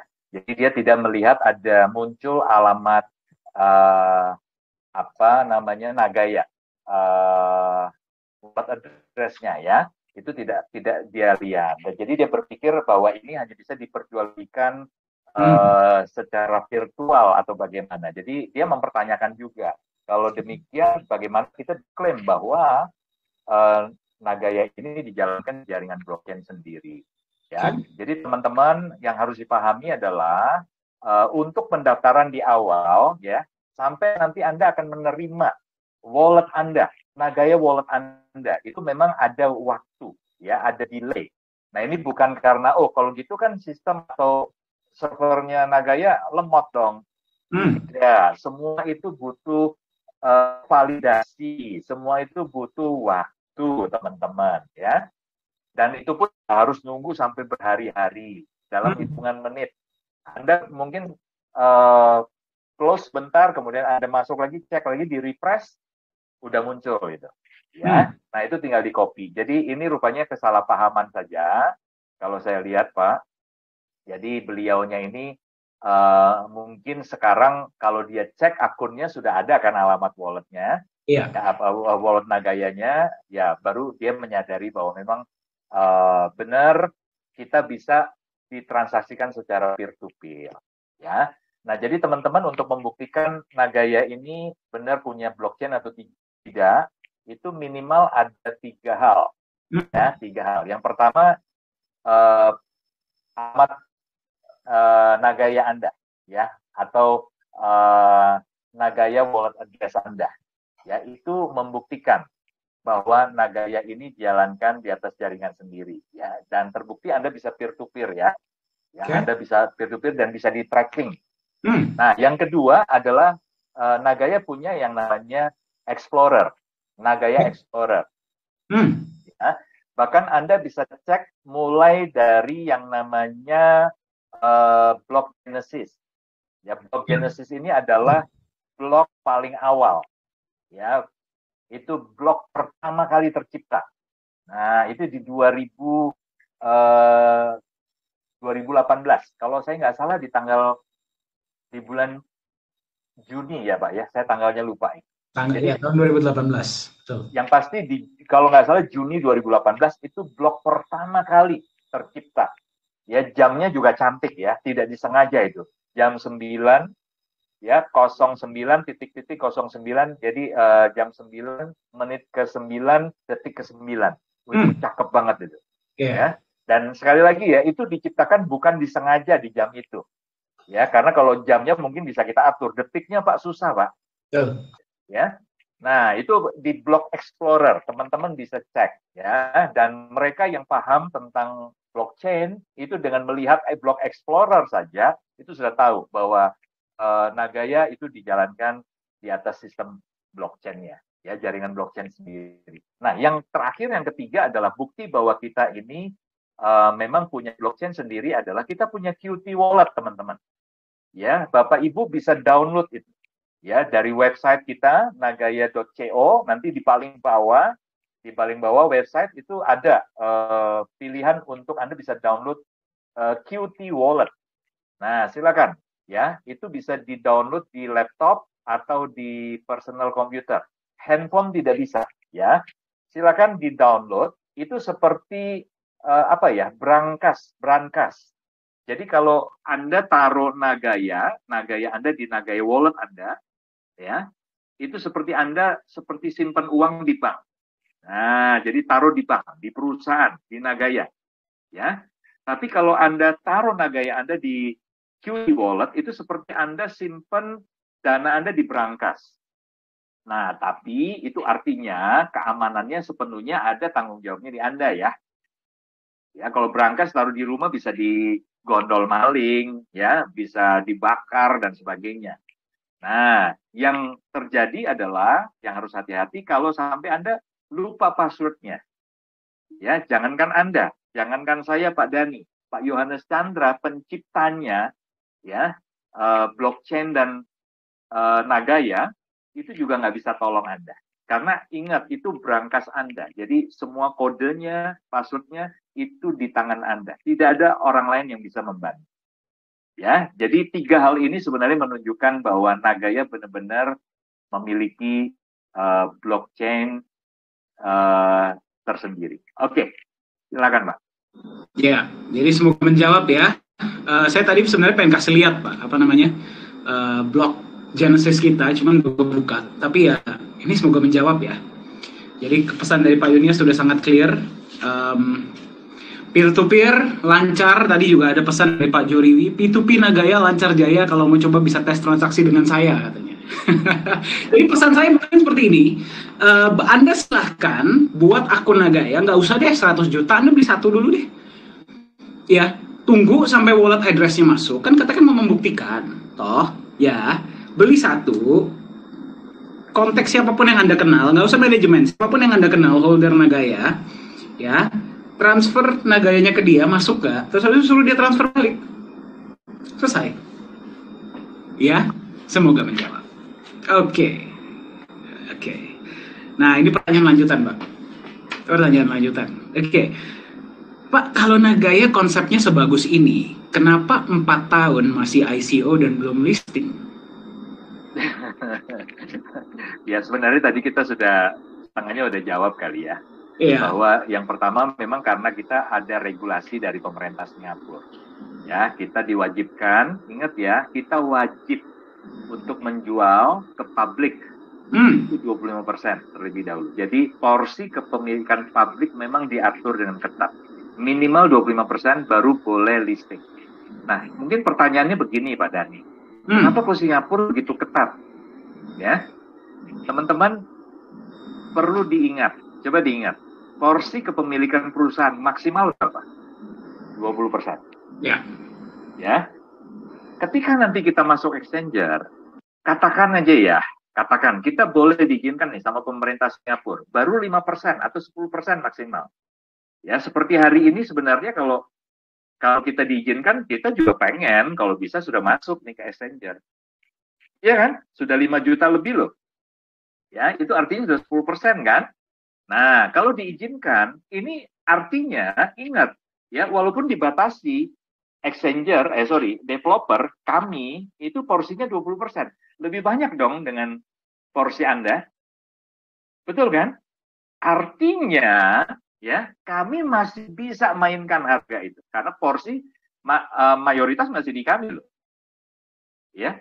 Jadi Bapak Ibu percayalah, kalau kami dari developer ini kami bicara, kami buka seperti ini, itu artinya benar-benar pemerintah Singapura itu berpihak kepada Anda.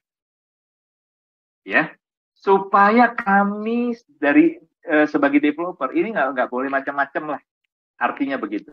Ya, nah sekarang coba bayangkan kalau 25% itu market retail, ya kami cuma 20%.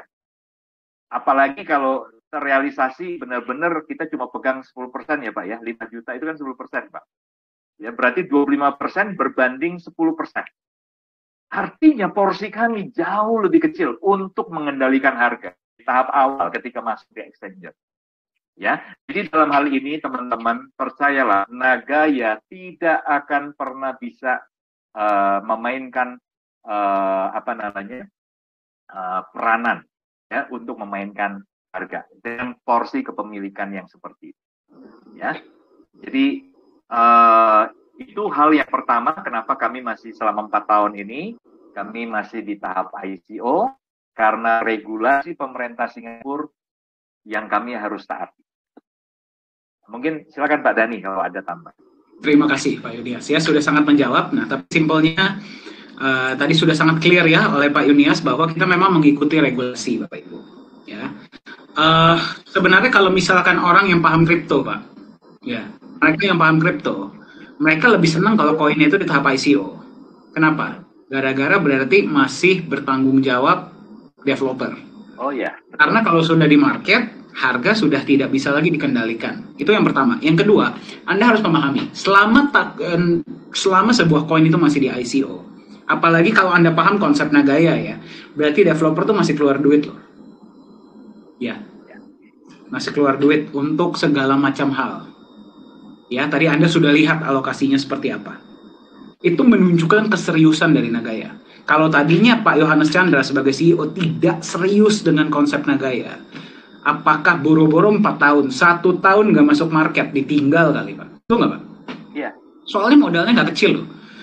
Ya, kita berbicara tentang aset kripto, bikinnya modal kecil, apalagi token. Ya, terus abis itu marketingnya biasanya modal paling besar. Nah, tapi kalau di Nagaya modal besarnya untuk apa? Kantor, karyawan, edukasi, emas, proyek. Ya, itu modal yang luar biasa besar. Kalau memang selama 4 tahun Nagaya masih bertahan, walaupun kita istilahnya ya masih belum, ini saya dan Pak Yunias ini masih belum menikmati sama sekali. Ya, kita kerja kerasnya aja sekarang, belum menikmati apa-apa. Berarti menunjukkan bahwa perusahaan ini memang serius. Dan memang seperti ini loh, Anda harus pahami ya, dimanapun perusahaan apapun yang sedang dibangun, kita nggak usah ngomong perusahaan ya, kita ngomong rumah yang dibangun ketika mereka lagi menanam fondasi di bawah tanah. Yang pertama, biasa modal paling besar di situ karena benar-benar harus benar dibangunnya fondasi itu. Yang kedua, nggak bakal kelihatan orang yang lewat ketika rumah tersebut atau gedung tersebut sedang dibangun, kalau lagi nanam fondasi, apa namanya Pak? Babat tanah ya? Ya, pasang bumi, paku bumi. Paku bumi. Ya tahap itu, Anda nggak bisa lihat apa-apa ke atas. Betul? Tapi modal paling besar, waktu paling lama, usaha yang paling maksimal itu harus diberikan pada tahap itu. Dan nggak bisa kelihatan apa-apa. Nah, kelihatannya kapan fondasi ini dibangun dengan benar atau tidak? Sekali lagi ada angin kencang nih. Itu gedung roboh nggak? Betul nggak? Baru ketahuan, oh fondasinya benar. Ya, baru ketahuan pada saat itu. Nah, sama seperti Nagaya.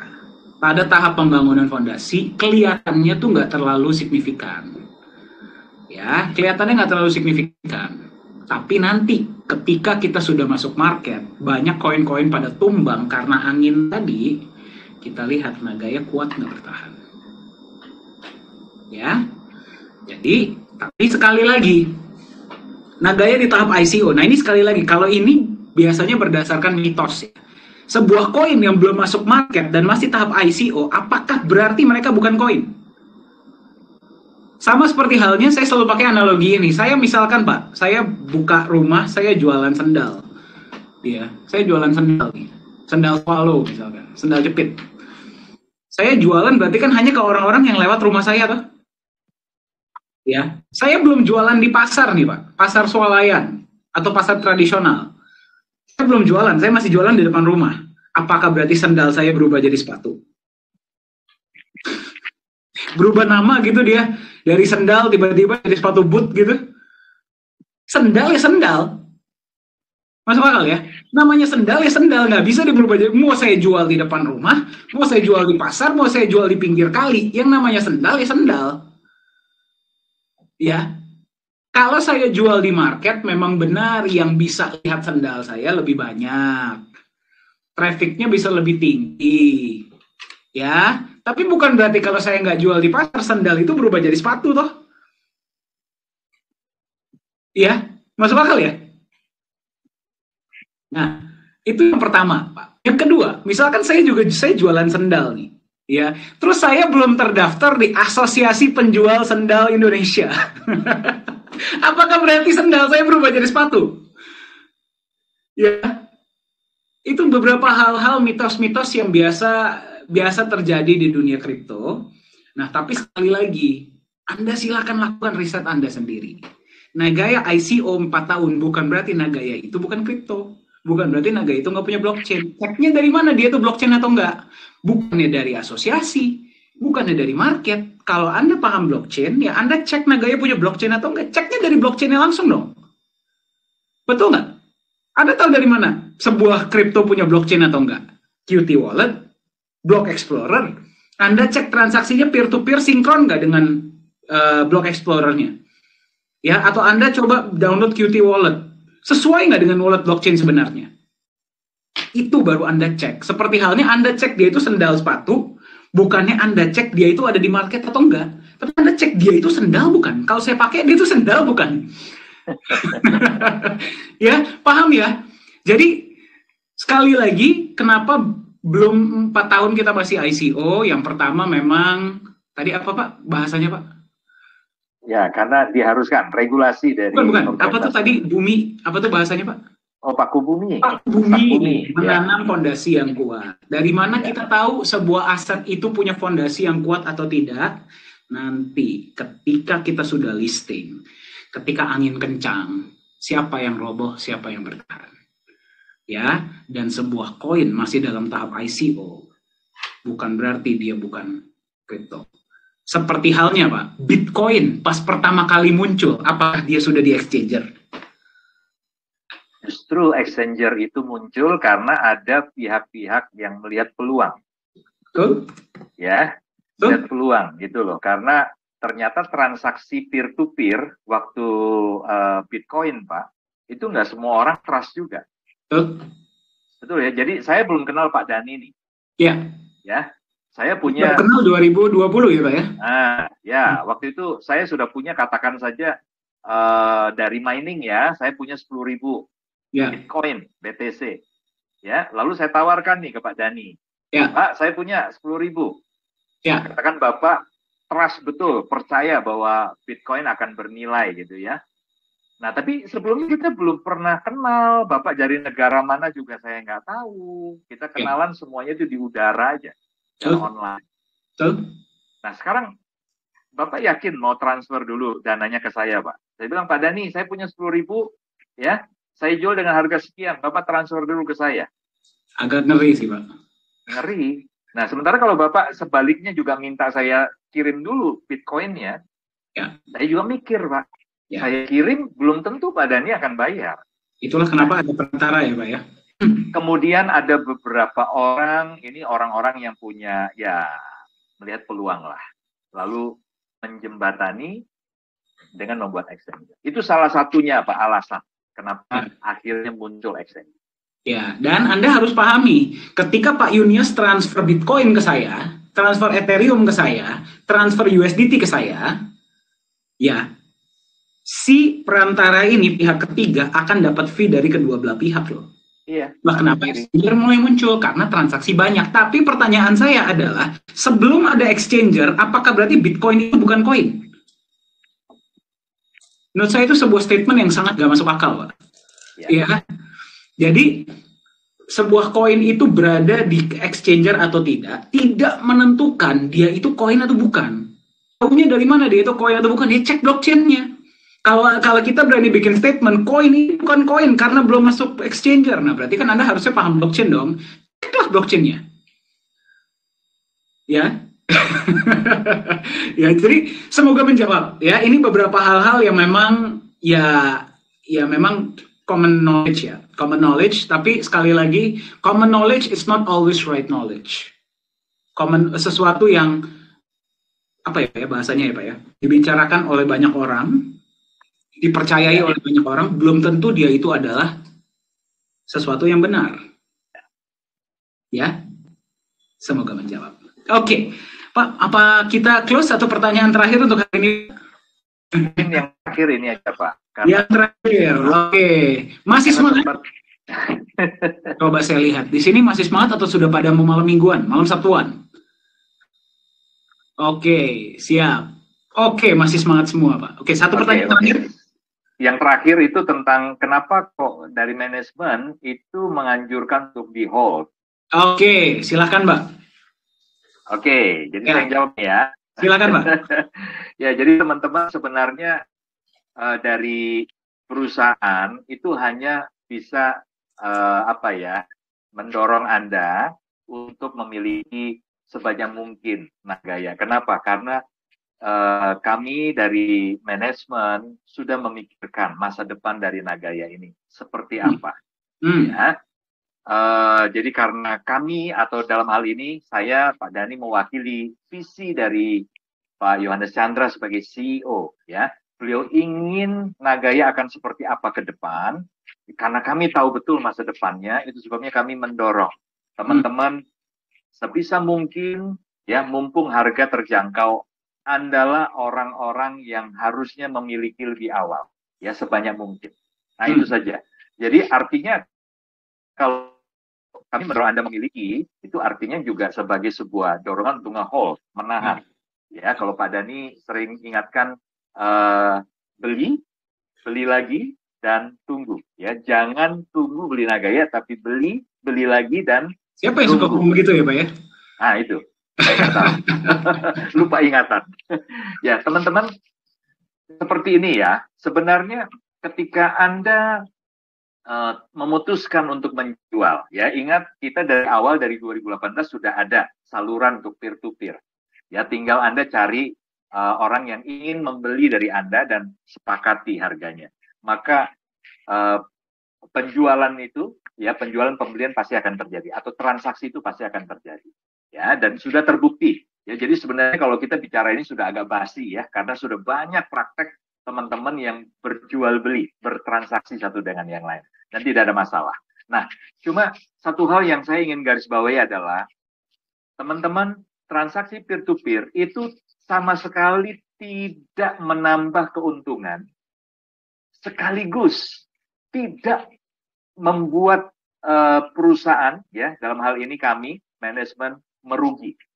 Jadi kami tidak lebih diuntungkan, tapi kami juga tidak dirugikan dengan praktek peer-to-peer. Catat ini baik-baik, ya, karena ini peer-to-peer itu kan antar holder. Dan belum ada fee ya Pak ya, kita belum charge fee ya. Dan kita tidak charge fee. Jadi kami tidak mengambil keuntungan. Jadi perusahaan tidak diuntungkan, tapi catat ini baik-baik, perusahaan juga tidak dirugikan dengan praktek itu. Kerugiannya paling cuma satu Pak Dhani. Ya, kalau peer-to-peer-nya masif, maka peluang kita untuk ke 6 juta dan ke 10 juta akan lebih lama. Ayo, siapa yang rugi? Ya. Yang pegang Nagaya dong, karena terima 2 kali, terimanya cuma sekali. Mungkin saja ada seseorang yang sudah punya dana nih Pak, dia mau nambah Nagaya, dia mau beli dari perusahaan dengan harga 3,82. Tiba-tiba ada tawaran Pak, lebih murah.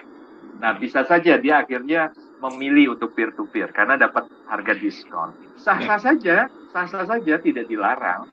Ya, tapi ya itu tadi, akhirnya target penjualan kita juga akan lebih lambat. Cuma itu saja.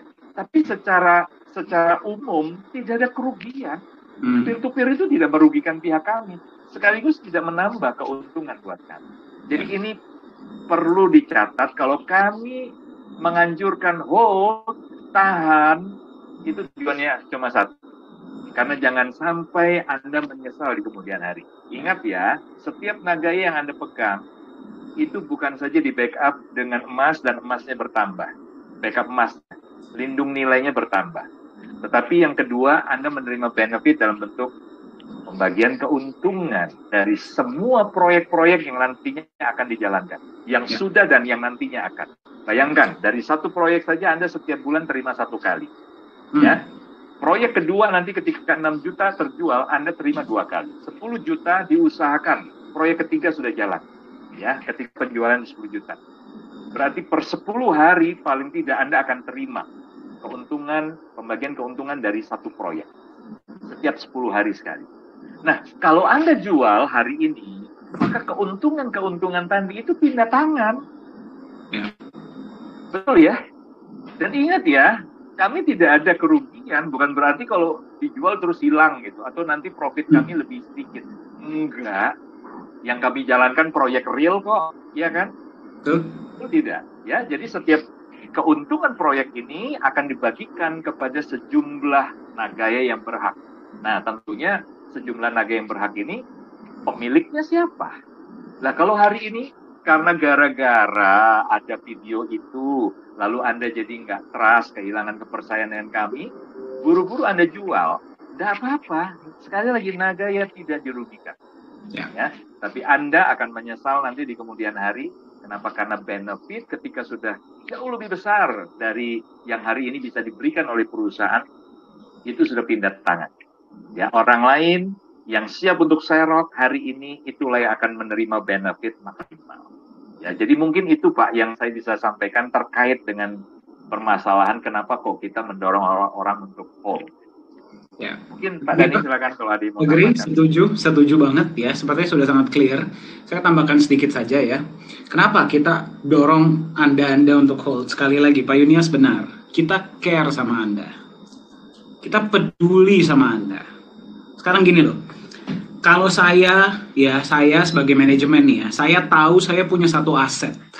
Saya lagi ngomong sama Anda yang sedang mendengarkan saya ya. Saya punya satu aset yang saya tahu ke depannya, dan saya yakin seyakin-yakinnya, karena saya sudah lihat dari dalam manajemen. Pak Yunias pun sudah melihat. Kita sudah tahu rencana apa yang Nagaya miliki untuk 5, 10, 20, 50 tahun ke depan, walaupun belum semua ya, karena nggak mungkin semua juga di-share ke kita. Tapi yang paling penting adalah kita tahu visi, integritas, kejujuran, kerja keras dari Pak CEO kita. Jadi kita tahu kita tuh berada di sebuah perusahaan yang tepat. Ya, dan kita bukan cuman ngomong seperti ini hanya gara-gara kita di manajemen ya, tapi kita tahu gara-gara kita juga melihat pola Bapak Ibu. 4 tahun terakhir, semua yang beliau ucapkan terjadi. Semua yang beliau katakan saya mau lakukan terjadi. Ya, bukan gara-gara beliau ini punya special powers, bukan. Ini adalah yang namanya integritas. Ngomong sesuatu kejadian. Beliau tidak banyak bicara, tidak banyak buat janji, tapi sekalinya buat janji kejadian. Beda ya, janji sama target ya. Apapun yang beliau ucapkan, saya mau lakukan untuk holder Nagaya terjadi. Nah, jadi kenapa kita dorong para holder untuk hold? Karena saya peduli sama Anda. Saya tahu banyak dari Anda yang pernah punya pengalaman kurang baik sebelumnya. Saya tahu Anda yang sedang mendengarkan saya, ya, ini pasti punya impian. Bukan cuma untuk Anda, tapi untuk anak Anda, orang tua Anda, orang-orang yang Anda sayangi. Dan saya punya nih, istilah gini loh, saya ngelihat seseorang yang lagi sakit. Ya, saya punya obatnya. Masa iya sih saya simpan untuk diri saya sendiri? Saya sangat serakah dong. Ya, kalau saya punya obat untuk sebuah penyakit dan orangnya depan saya ini lagi kesakitan dan butuh obat ini, Pak. Masa iya sih saya nggak kasih? Iya nggak? Kita manusia kok. Ya ujung-ujungnya kita mau membantu satu sama lain. Pasti saya akan kasih lah. Karena saya percaya dan yakin bahwa Nagaya ini bisa menjadi solusi untuk Anda, untuk kesejahteraan Anda di masa depan. Karena saya tahu ke depannya Nagaya ini akan kemana. Saya push Anda untuk hold. Tapi apakah berarti perusahaan akan dirugikan seperti yang tadi Pak Yuni sampaikan kalau Anda nggak hold? Tidak. Saya kasih contoh ya. Anda mau hold, Anda mau nggak hold, sebenarnya nggak ada urusan kita. Ya, sebentar, saya lihat. Wah, saya dengar suara Pak Yohanes, Pak, udah datang ke kantor. Panjang umur. Oke.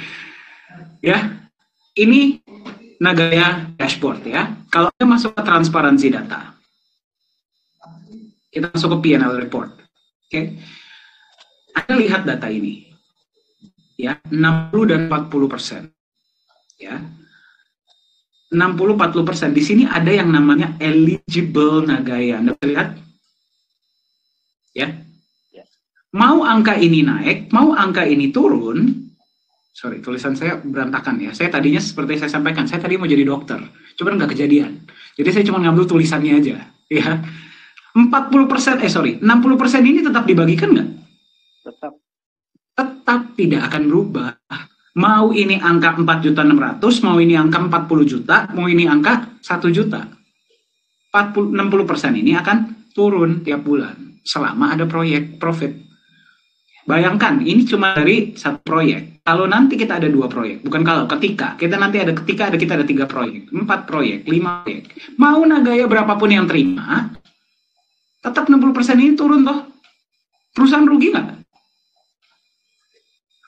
Misalkan nih, bulan ini yang menerima 37 juta koin. Bulan depan tiba-tiba jadi 34 juta. Gara-gara 3 jutanya pindah kemana? Exchanger, gara-gara mau diperjualbelikan. Mau di wallet. Kita rugi nggak? Enggak. Yang diuntungkan malah holder. Yang diuntungkan holder lain. Holder lain justru berdoa, ayolah, Nagayanya lebih sedikit lah yang bersirkulasi, yang ada di wallet. Agar yang ada ini menerimanya lebih besar. Ya, nah sekarang pertanyaan saya, kalau Anda hari ini beli Nagaya misalkan di harga hari ini, di harga 3,8, Anda jual di harga $30, sudah untung banget ya, untung banget ya. Walaupun saya bersyukur Anda sudah mendapatkan benefit segitu besar, habis 1 tahun Nagaya jadi $100, siapa yang menyesal? Siapa yang menyesal? Saya. Enggak, saya nggak akan jual Nagaya saya. Pak Yunias, nggak akan. Yang rugi siapa? Anda. Keluarga Anda. Yang tadinya Anda bisa jalan-jalannya ke Paris, atau ke Amerika, atau keliling dunia sekalian naik cruise. Ini jalan-jalannya misalkan cuma ke Bali. Ya sebenarnya kalau Anda happy dengan itu ya silahkan. Ya. Nah, tapi jadi kenapa manajemen ini sangat nge-push untuk Anda sebagai holder itu hold? Gara-gara kita tahu Nagaya ini bisa jadi apa ke depannya. Dan kita nggak mau Anda menyesal. Tapi setelah kita sudah sampaikan semua ini, Anda sudah melihat integritas kami, sudah melihat hati kami, Anda masih mau jual, ya itu terserah masing-masing. Itulah kenapa ada fitur peer-to-peer. Ya. Kalau kita maunya Anda cuma nge-hold doang, karena memang kita cuma ngomong doang, peer-to-peer nggak mungkin kita aktifkan dong. Betul nggak? Peer-to-peer ada kok. Ya itu terserah Anda. Ya terserah masing-masing, semua orang punya hak ini aset Anda kok. Ya, jadi kenapa kita push untuk Anda hold? Karena kita sayang sama Anda. Kita peduli sama Anda. Kita mau Anda sejahtera dan kita mau Anda cerdas. Paham ya? Jadi tolong disampaikan ya pesan ini kepada yang bertanya. Semoga menjawab. Pesan ini langsung datang dari Pak Dani dan Pak Yunias. Oke? Oke. Mantap. Pak, masih ada Pak pertanyaan lain Pak? Sudah Pak. Kita udah lewat nih. Udah lewat 39 menit. Tapi yang luar biasa masih ada 109 loh Pak. Luar biasa. Luar biasa. Terus saya mau lihat tangannya yang masih semangat siapa saja? Masih Pak, saya bahkan dapat pesan Pak Dani sampai pagi pun nggak masalah katanya. Jangan, saya mau nonton bola abis ini ya. Bercanda. Saya juga kasihan, Anda juga butuh istirahat ya. Tapi jangan khawatir, kita akan adakan sesi ini secara rutin ya Pak Yunias ya. Ya. Rencananya setiap hari Jumat kita akan bahas hal-hal baru. Ya kalau nggak kita FAQ, kalau nggak kita berbicara tentang topik-topik yang sedang hangat di dunia kripto atau di dunia keuangan ya. Kita pokoknya mau mencerdaskan Anda dan mensejahterakan Anda.